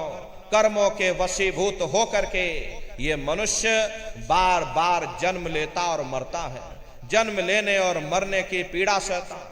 महात्मा कहते हैं कि अगर तुम कर्मों के बंधन से आजाद होना चाहते हो, सुख और शांति को पाना चाहते हो, तो लगो तुम अब चढ़कर सतनाम। उस सतनाम की खोज करो, उस परमात्मा की भक्ति करो, क्योंकि जितना समय तुम्हारा ध्यान मालिक की भक्ति में लगा रहेगा, तुम दुनिया में 2-4 दिन जरूर सुख हासिल कर सकते हो। और अगर तुम्हारा ध्यान मालिक की भक्ति की तरफ से हट जाएगा तो सारी दुनिया तुम्हारे लिए दुख का रूप बन करके खड़ी हो जाएगी। अरे आप सभी लोग बुद्धिमान हो, अपनी अपनी बुद्धि से जरा विचार करके देखिएगा। एक छोटा सा बच्चा अपने पिता की उंगली पकड़ करके मेला या नुमाइश में घूमने जाता है। उसे मेले की हर साजो सामान बड़ी खूबसूरत नजर आती। किसी जगह खेल खिलौनों की दुकानें लगी, कहीं गुड्डे गुड़ियों की दुकानें लगी, कहीं मिठाई और पकवान की दुकानें लगी। वो बच्चा यही सोचता है कि शायद ये खुशी हमको इस मेले के साजो सामान से मिल रही। और अगर भूल करके भी वो बच्चा अपने पिता की उंगली छोड़ देता तो वह सारा साजो सामान उसी जगह रहता है, लेकिन बच्चा रोने चिल्लाने लगता, चीखने लगता। तब उसे खुद व खुद महसूस होता है ये खुशी हमें तभी तक प्राप्त हो सकती है जब तक हमने अपने पिता की उंगली पकड़ रखी थी। अरे हमारा पिता कौन है? वो परमात्मा है, वो परमेश्वर है जिसने अंड खंड ब्रह्मांड की रचना की। जितना अरसा, जितना समय तुम्हारा ध्यान मालिक की भक्ति में लगा रहेगा, तुम दुनिया में 2-4 दिन जरूर सुख हासिल कर सकते हो। और अगर तुम्हारा ध्यान मालिक की भक्ति की तरफ से हट जाएगा तो सारी दुनिया तुम्हारे लिए दुख का रूप बन करके खड़ी हो जाएगी। इसलिए प्रेमी भाई बहनों, चारों तरफ से अपने ख्याल ध्यान को समेट करके एक मन एक चित्त हो करके सुरत शब्द नाम की कमाई करो। सुरत शब्द नाम की कमाई करना, सब जतन दूर अब धरना। कोई दूसरा उपाय करने की जरूरत नहीं। ऐसा मत करना कि गंगा गए तो गंगा राम बन गए और जमुना गए तो जमुना दास बन गए। प्रेमी भाई बहनों, इस बात को हमेशा ध्यान में रखिएगा, जो पानी 100 सुराखों से बहेगा वो कभी खेत नहीं सींच सकता। अगर हम अपने ध्यान को दुनिया में चारों तरफ फैलने देंगे, हम कभी कुछ भी प्राप्त नहीं कर सकते। नाम विसार चले ही अनिमार्ग, अंत काल पछताई। नाम की कमाई का तरीका छोड़ करके और किसी रास्ते पर चल करके देख लो, अंत समय पछताना पड़ेगा। इसलिए प्रेमी भाई बहनों, चारों तरफ से अपने ख्याल ध्यान को समेट करके एक मन एक चित्त हो करके सुरत शब्द नाम की कमाई करो। जितने भी महात्मा धरती पर आए उस मालिक को पाया, सुरत शब्द नाम की साधना करके ही पाया। देखिए, सबसे पहले कबीर साहब आए। कबीर साहब ने सुरत शब्द नाम योग की साधना जारी की। उसके बाद गुरु नानक साहब आए। गुरु नानक साहब ने भी सुरत शब्द नाम योग की साधना जारी की। उसके बाद और भी महात्मा आए, कबीर, नानक, दादू दरिया, भीखा, रविदास, पलटू, जगजीवन। अरे आपके बाराबंकी जिले में ही देखो जगजीवन साहब जी महाराज हुए, उन्होंने भी उस मालिक को पाया, सुरत शब्द नाम योग की साधना करके ही पाया। आप चित्रकूट में चले जाइए, गोस्वामी जी महाराज जिन्होंने रामचरितमानस बनाई, जिसका पाठ आप सभी लोग अपने अपने घरों में मंदिरों में बैठ करके करते हो, उन्होंने भी उस मालिक को पाया तो सुरत शब्द नाम योग की साधना करके ही पाया। आप राजस्थान की धरती पर चले जाइए, वहां मीराबाई हुई, सहजोबाई हुई, उन्होंने भी उस मालिक को पाया तो सुरत शब्द नाम योग की साधना करके ही पाया। प्रेमी भाई बहनों, ये सुरत शब्द नाम योग की साधना है। इस साधना की 3 क्रियाएं हैं। पहला है सुमरन, दूसरा है ध्यान और तीसरा है भजन। तो कैसे आप लोग सुमरन करोगे, कैसे आप लोग ध्यान करोगे और कैसे भजन करोगे, अच्छी तरह से आप लोग समझिएगा। सुमरन कहते हैं अपने गुरु को याद करना, और ध्यान कहते हैं अपनी दिव्य दृष्टि को खोलना, और भजन कहते हैं कान में उंगली डाल करके उस शब्द को सुनना, उस नाम को सुनना, उस देववाणी आकाशवाणी को सुनना जो 24 घंटे तुम्हारे सब के अंदर गूंज रही। प्रेमी भाई बहनों, ये सुरत शब्द नाम योग की साधना है। इस साधना की 3 क्रियाएं, पहला सुमरन, दूसरा ध्यान और तीसरा है भजन। तो कैसे आपको सुमरन करना है, कैसे ध्यान और भजन करना है, बैठ करके आप सभी लोग अच्छी तरह से समझिएगा और फिर घर पर जा करके करिएगा। तो सबसे पहले सुमरन कैसे किया जाएगा? सुमरन करने के लिए एक माला आप लोग ले लेना। ये देखिए प्रेमी भाई बहनों, 108 दाने की ये माला है। अपने अपने घरों में बैठ करके बाहर से अपनी आंखों को बंद कर लेना और दोनों आंखों के मध्य भाग में अपने ध्यान को रोक करके और दाने दाने पर जय गुरुदेव नाम का उच्चारण करिएगा। हर दाने पर जय गुरुदेव नाम, हर दाने पर जय गुरुदेव नाम, जय गुरुदेव, जय गुरुदेव, जय गुरुदेव, जय गुरुदेव, कुल 108 बार करिएगा। दोबारा इसी जगह फिर वापस आ जाओगे। जब आप जय गुरुदेव नाम का उच्चारण करोगे तो दोनों आंखों के मध्य भाग में अपने ध्यान को रोक करके और दाने दाने पर जय गुरुदेव नाम का उच्चारण करिएगा। जिसको आप याद कर रहे हो, एक समय ऐसा आएगा वो अंतर में तुम्हारे सामने प्रकट हो जाएगा। उसके स्वरूप को देख लेना, फिर उसी के स्वरूप को याद करके जय गुरुदेव नाम का सुमरन सभी नए प्रेमी भाई बहन करिएगा। दूसरी बार फिर यहीं से जय गुरुदेव नाम का सुमरन, तीसरी बार फिर यहीं से जय गुरुदेव नाम का सुमरन, चौथी बार फिर यहीं से जय गुरुदेव नाम का सुमरन। इस तरह से कुल 8 बार जय गुरुदेव नाम का सुमरन सभी नए प्रेमी भाई बहन करिएगा। और 8 बार करने के बाद में ये माला आप रख देना। प्रेमी भाई बहनों, ये जय गुरुदेव नाम किसी साधारण इंसान का नाम नहीं, ये स्वयं उस अनामी महाप्रभु का नाम है। समय समय पर संत महात्मा अपने अपने समय पर आकर के अपनी साधना के द्वारा उस मालिक के नाम को जगाते हैं, उस मालिक के नाम को सिद्ध करते हैं। जैसे कबीर साहब आए, कबीर साहब ने साहिब नाम सिद्ध किया। गुरु नानक साहब आए, गुरु नानक साहब ने वाह गुरु नाम सिद्ध किया। गोस्वामी जी महाराज आए, गोस्वामी जी महाराज ने राम नाम सिद्ध किया। मीराबाई आई, मीराबाई ने गिरधर नाम सिद्ध किया। सूरदास जी महाराज आए तो सूरदास जी महाराज ने श्याम नाम सिद्ध किया। इसी तरह से हमारे गुरु महाराज जय गुरुदेव नाम सिद्ध करके गए। जय गुरुदेव नाम का जहाज लगा कर गए। अगर जहाज पर सारी दुनिया बैठेगी, ये जहाज सारी दुनिया को पार करेगा। नए जीवों के लिए नामदान को और सरल से सरल किया गया, वरना बहुत से पुराने पुराने प्रेमी बैठे हैं। अगर उनसे ये पूछा जाए कि भाई जरा नाम रूप स्थान गाजे बाजे बता दो, वो तक भूल जाते हैं।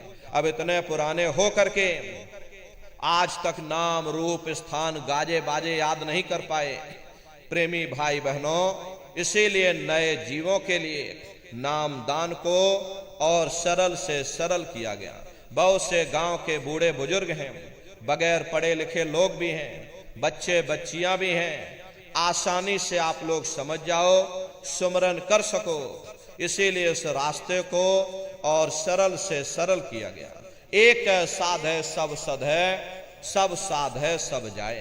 पहले अपने गुरु की उंगली पकड़ लो, क्योंकि गुरु तुम्हारा सच्चा रहबर है। गुरु बिन भव ने जे तरह न कोई, बगैर गुरु के तुम्हारी ये जीवात्मा इस भव सागर से पार नहीं जा सकती। गुरु गोविंद दो खड़े ताके लागू पाई, बलिहारी गुरु आपने जिन गोविंद दियो बताई। महिमा उन्हीं की है जिन्होंने उस गोविंद को लखा दिया। इस संसार में हमारे तीन तरह के गुरु होते हैं।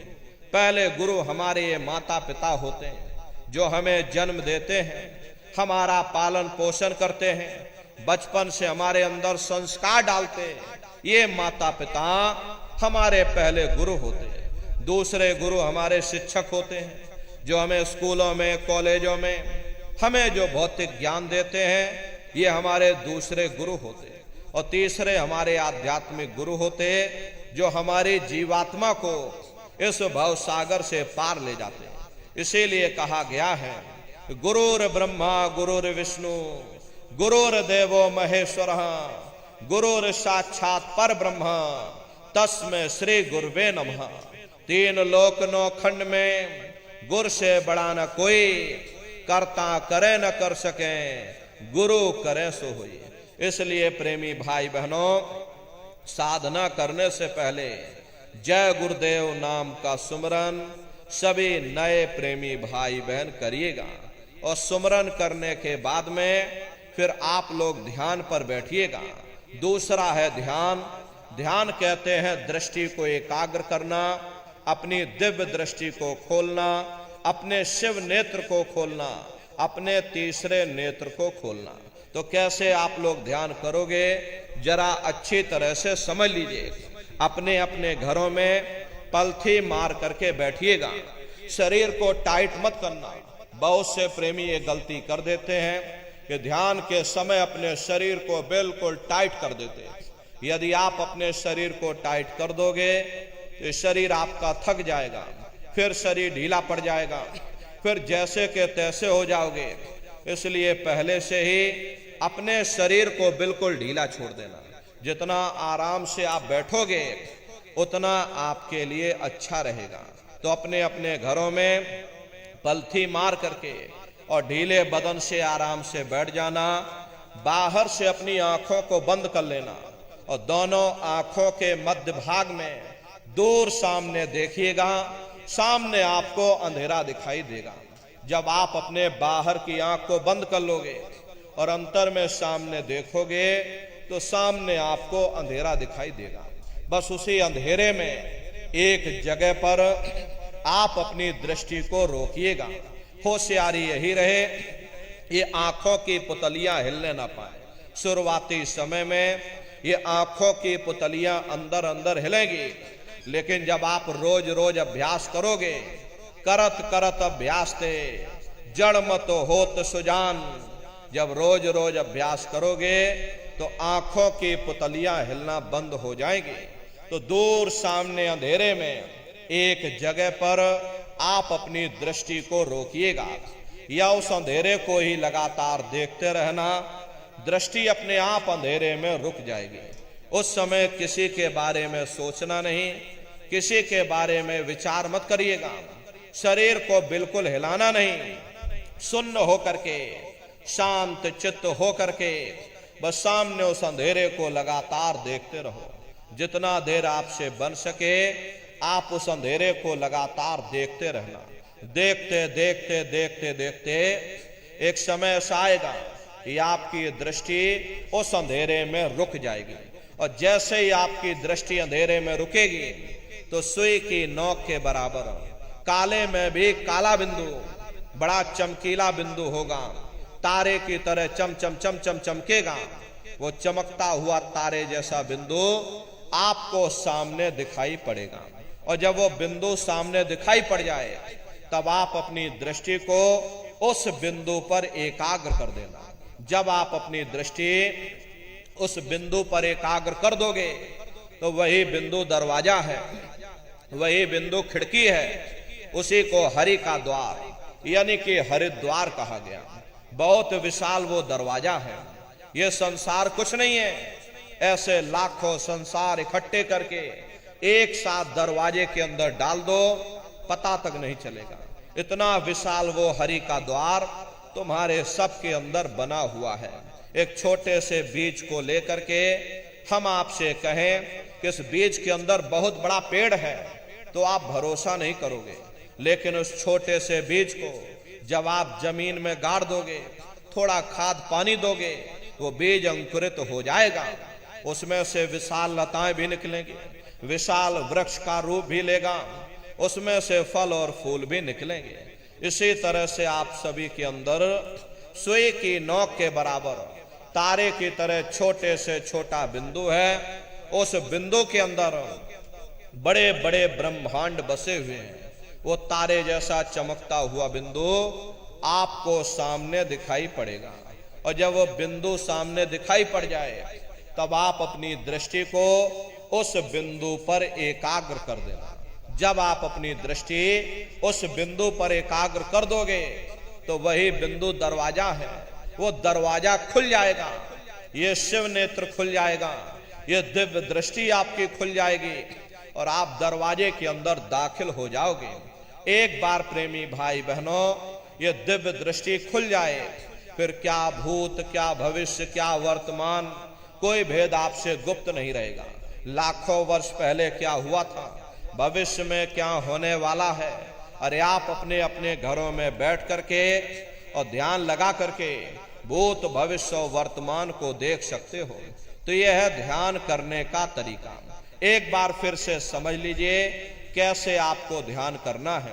अपने अपने घरों में पलथी मार करके बैठ जाना, बाहर से अपनी आंखों को बंद कर लेना, दोनों आंखों के मध्य भाग में दूर सामने देखिएगा, सामने आपको अंधेरा दिखाई देगा। बस उसी अंधेरे में एक जगह पर आप अपनी दृष्टि को रोकिएगा। उस समय किसी के बारे में सोचना नहीं, किसी के बारे में विचार मत करिएगा, शरीर को बिल्कुल हिलाना नहीं, शून्य हो करके, शांत चित्त हो करके बस सामने उस अंधेरे को लगातार देखते रहो। देखते देखते देखते देखते एक समय ऐसा आएगा कि आपकी ये दृष्टि उस अंधेरे में रुक जाएगी, और जैसे ही आपकी दृष्टि अंधेरे में रुकेगी तो सुई की नोक के बराबर तारे की तरह छोटे से छोटा बिंदु आपको सामने दिखाई पड़ेगा। और जब वो बिंदु सामने दिखाई पड़ जाए तब आप अपनी दृष्टि को उस बिंदु पर एकाग्र कर देना। जब आप अपनी दृष्टि उस बिंदु पर एकाग्र कर दोगे तो वो बिंदु फट जाएगा, वो दरवाजा खुल जाएगा, ये शिव नेत्र खुल जाएगा, ये दिव्य दृष्टि आपकी खुल जाएगी और आप दरवाजे के अंदर दाखिल हो जाओगे। तो प्रेमी भाई बहनों ये है ध्यान करने का तरीका। और तीसरा है भजन। गाने बजाने का नाम भजन नहीं है, ये नाच गाना ढोल मजीरा, अरे इसका नाम भजन नहीं है। भजन कहते हो शब्द को सुनना, उस नाम को सुनना, उस देववाणी आकाशवाणी को सुनना जो 24 घंटे तुम्हारे सबके अंदर गूंज रही है। तो कैसे भजन करोगे जरा अच्छी तरह से समझ लीजिए। ये दोनों उंगली कानों में डाल करके ये कानों को बंद कर लेना। कान इसीलिए बंद किए जाते हैं ताकि बाहर की कोई आवाज हमको सुनाई ना पड़े। अपनी सुविधा से बैठिएगा, कुर्सी पर चाहे कुर्सी पर बैठ जाओ, सोफे पर चाहे सोफे पर बैठ जाना, या कोई तकिया इस तरह से रख लेना, दोनों कोहनियां रख करके दोनों उंगली कानों में डाल करके ये कानों को बंद कर लेना। बहुत सी हमारी माताएं बहनें बूढ़े बुजुर्ग हैं, आपके घुटनों में दर्द होता होगा या रीढ़ की हड्डी में दर्द होता होगा और आप बैठ करके भजन नहीं कर पाते हो, तो आप लेट करके भजन करिएगा।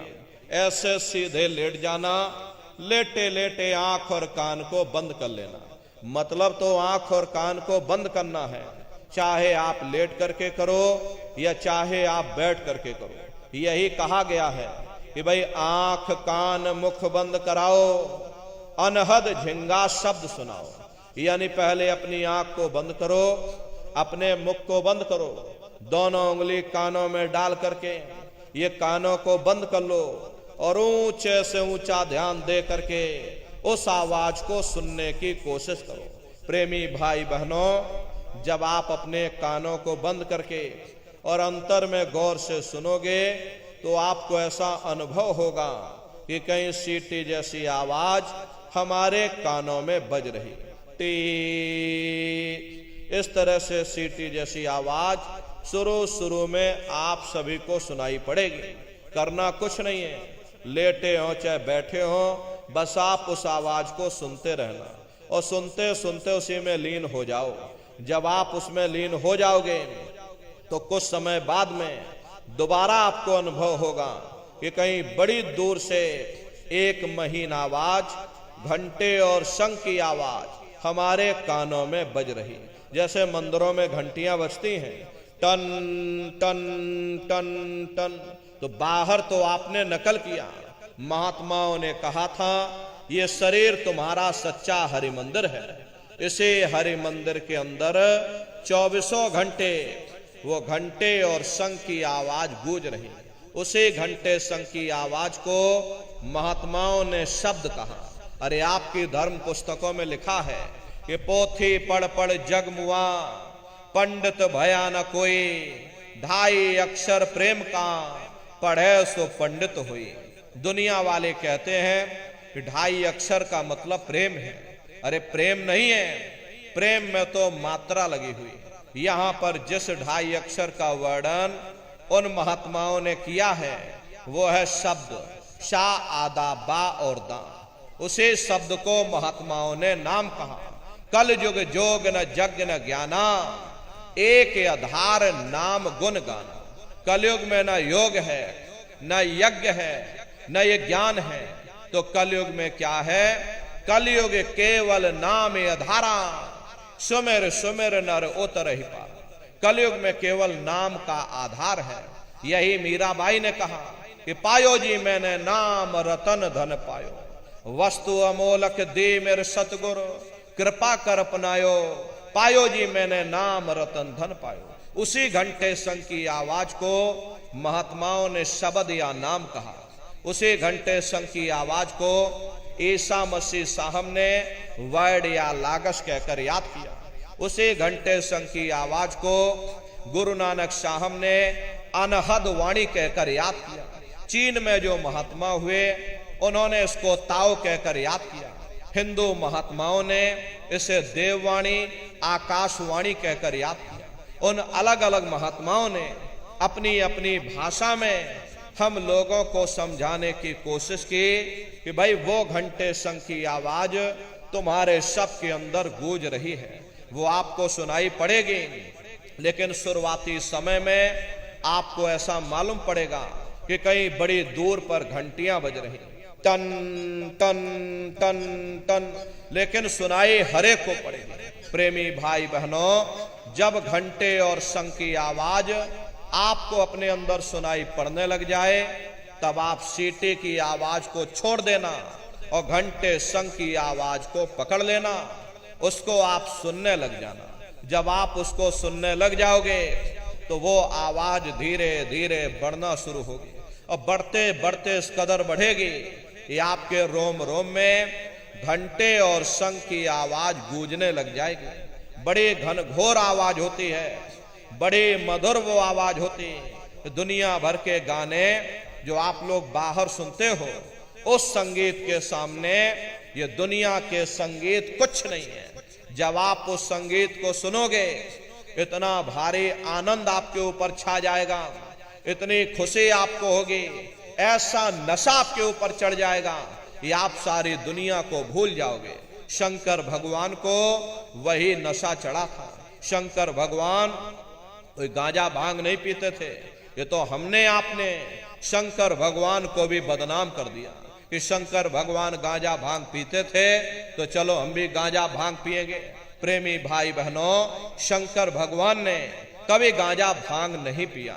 शंकर भगवान जिस नशे में लीन रहते थे, वो नाम का नशा था, वो ध्यान का नशा था, वो भक्ति का नशा था। जब आप उस आवाज को सुनोगे तो आपको भी वो नशा चढ़ जाएगा, क्योंकि उस आवाज में चुंबक है। जब आप उस आवाज को सुनोगे तो वो आवाज आपको अपनी ओर खींचेगी, और जब खिंचाव होगा तो जीवात्मा का फैला हुआ प्रकाश 9 दरवाजों से सिमटने लगेगा। अब ये 9 दरवाजे कौन कौन से हैं? देखो प्रेमी भाई बहनों, अच्छी तरह से आप लोग समझिएगा, ये बहुत बड़ा विज्ञान है। दुनिया का विज्ञान जब समाप्त हो जाएगा तो ये विज्ञान प्रारंभ होगा।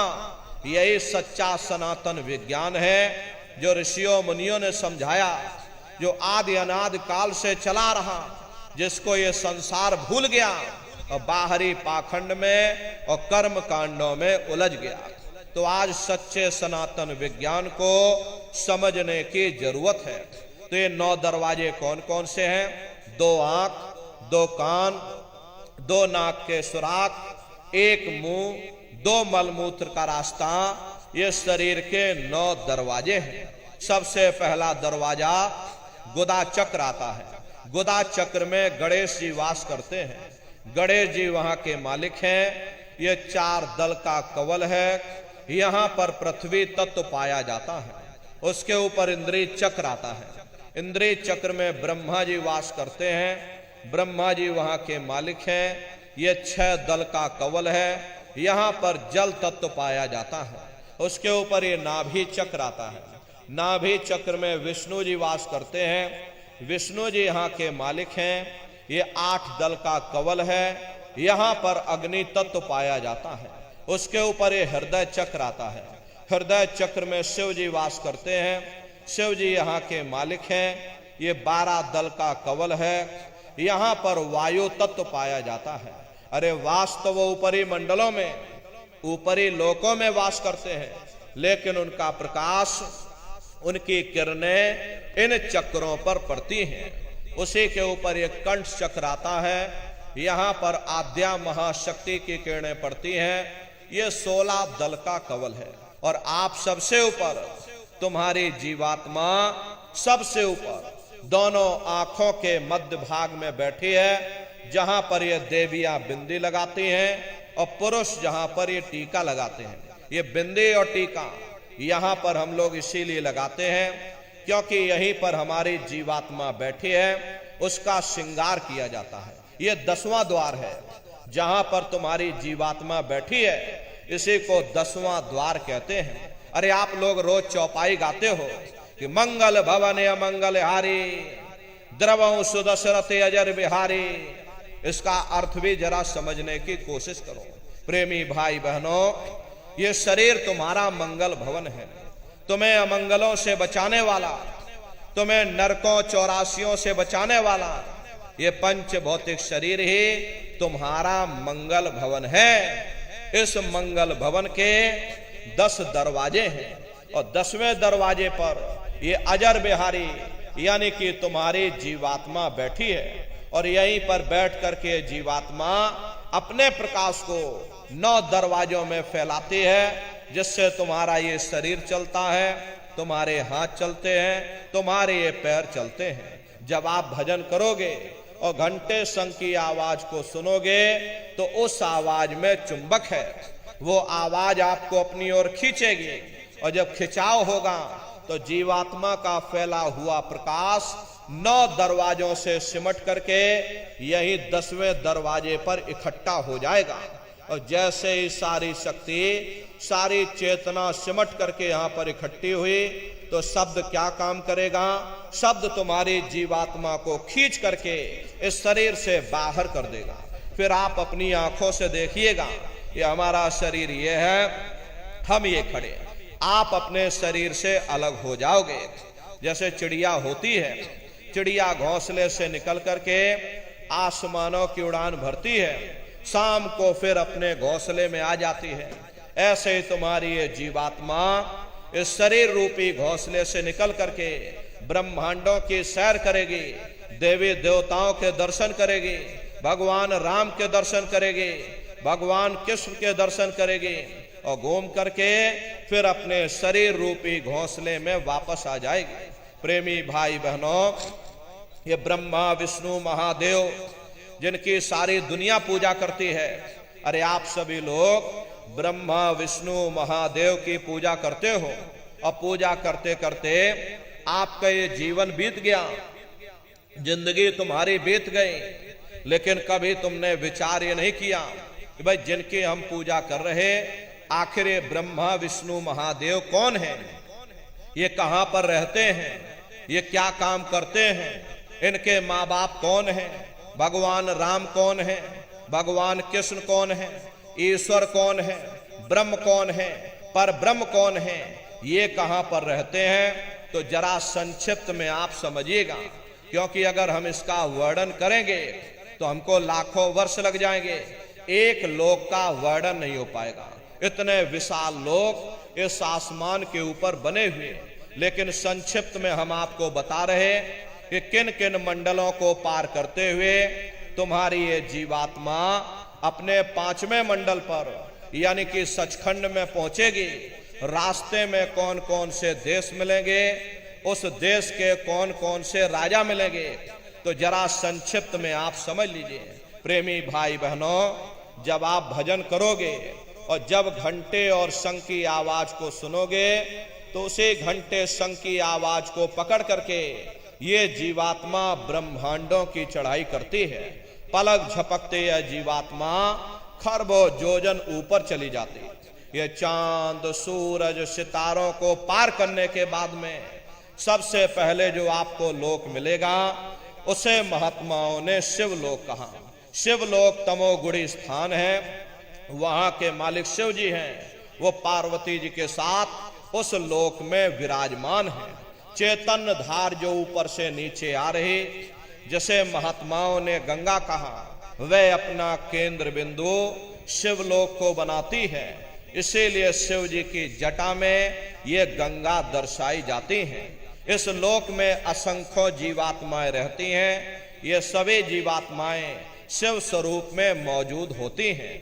जब आप वहां पहुंचोगे और शिव जी का जब प्रत्यक्ष दर्शन करोगे तो आपका स्वरूप भी शिव के समान यानी कि शिव स्वरूप हो जाएगा।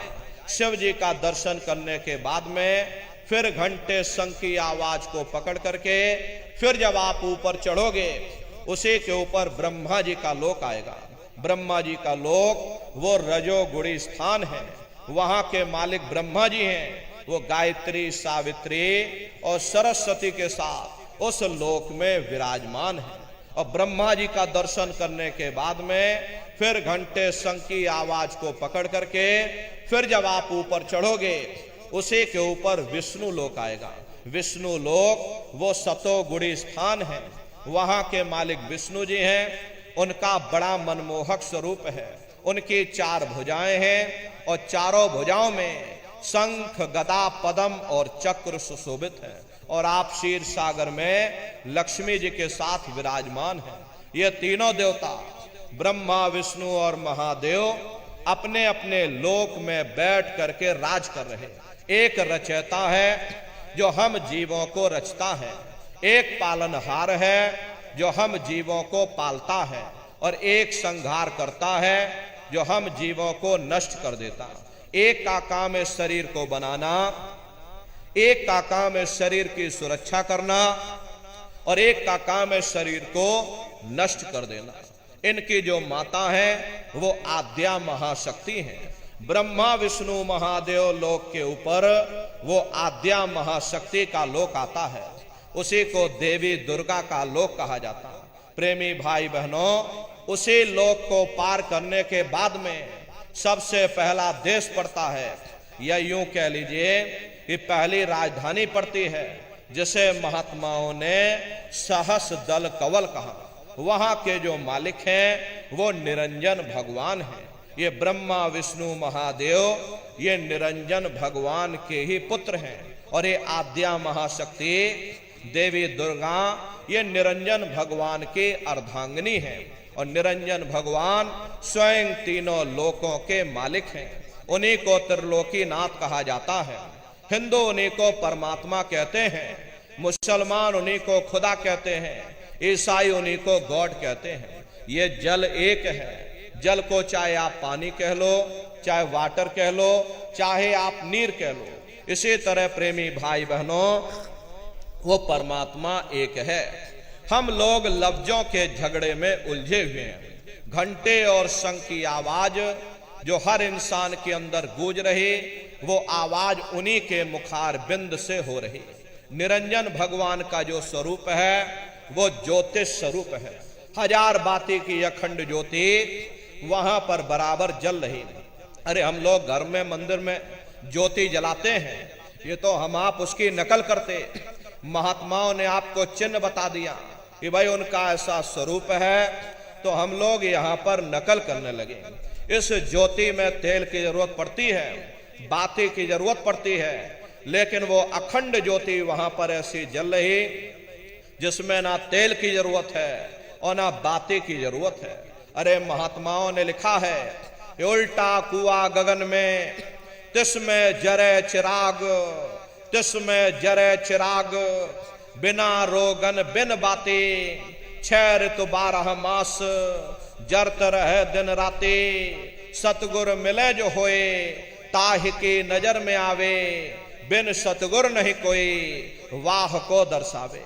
वो अखंड ज्योति ऐसी है जिससे पूरा ब्रह्मांड प्रकाशवान हो रहा।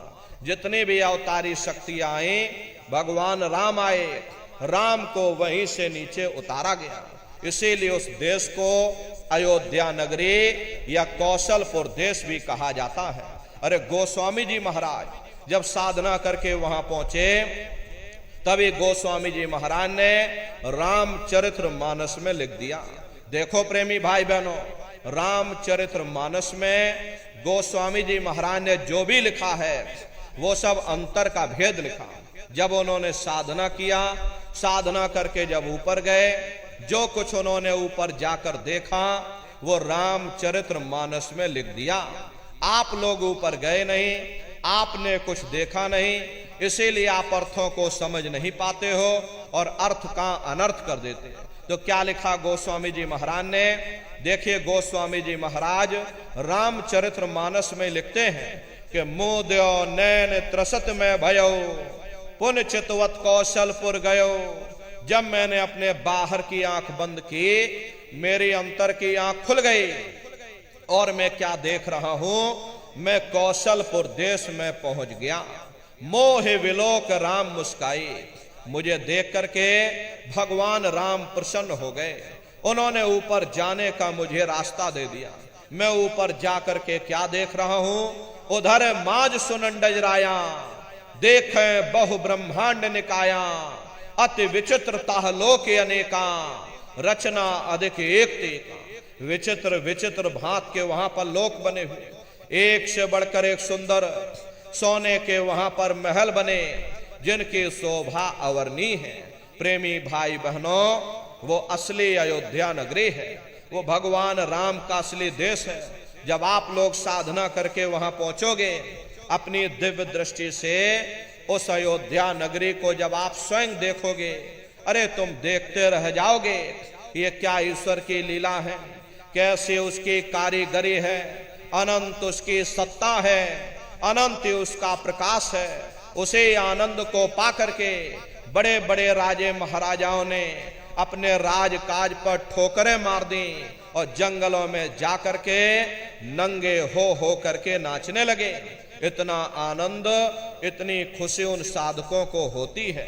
मीराबाई को जब वो दौलत मिल गई, मीराबाई ने अपना राजपाट छोड़ दिया और मीराबाई कहने लगे कि मैं मिल जाए पाए पीऊ अपना, तब मेरे पीर बुझानी, और मीरा सुरत शब्द सहलानी। कबीर साहब को जब वो दौलत मिल गई और अन्य महात्माओं को जब वो दौलत मिल गई, उन्होंने ऊपर चढ़ करके उस अयोध्या नगरी को देखा, भगवान राम के देश को देखा, तो कलम तोड़ करके लिख दिया।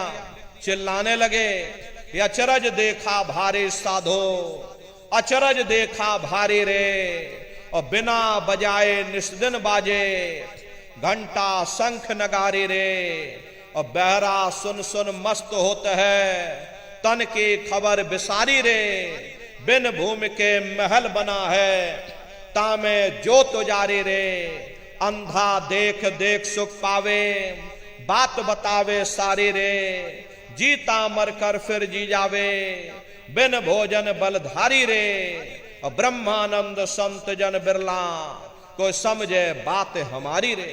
प्रेमी भाई बहनों, वो असली अयोध्या नगरी है, वो भगवान राम का असली देश है।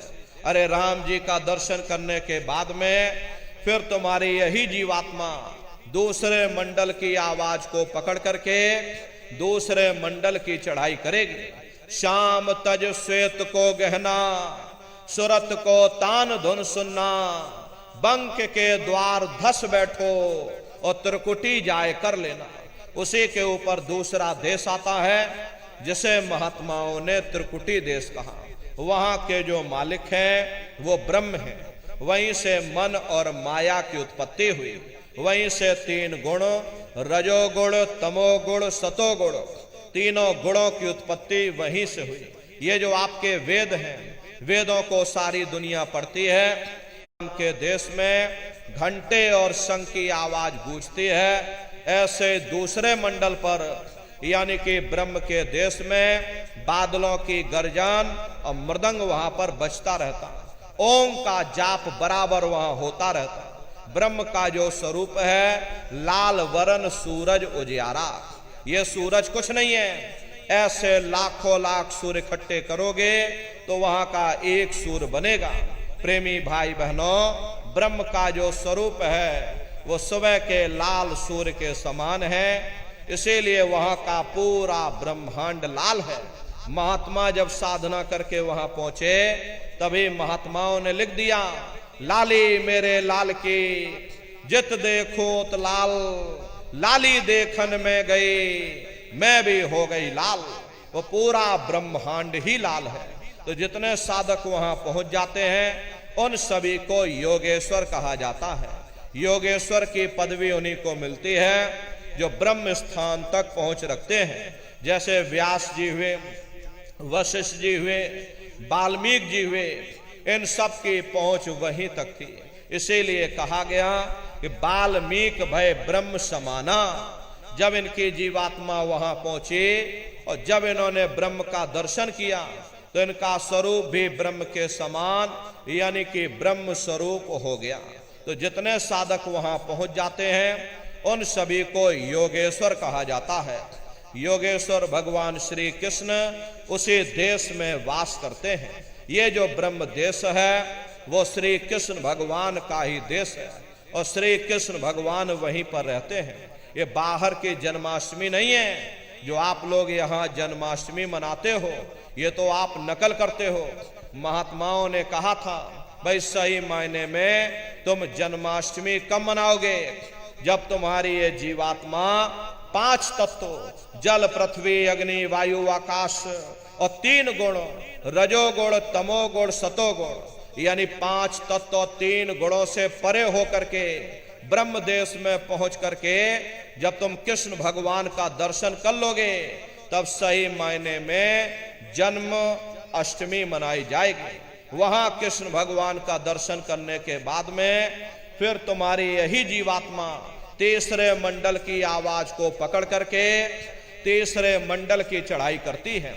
आगे पहुंचे सुन झंकार ररंकार धुन सुनी पुकार, आगे श्वेत सुन्न है भाई मान सरोवर पैठ नहीं। इसी के ऊपर तीसरा देश आता है जिसे महात्माओं ने शून्य देश कहा, उसी को रारंग देश कहा जाता, उसी को अक्षर और नेति कहा जाता।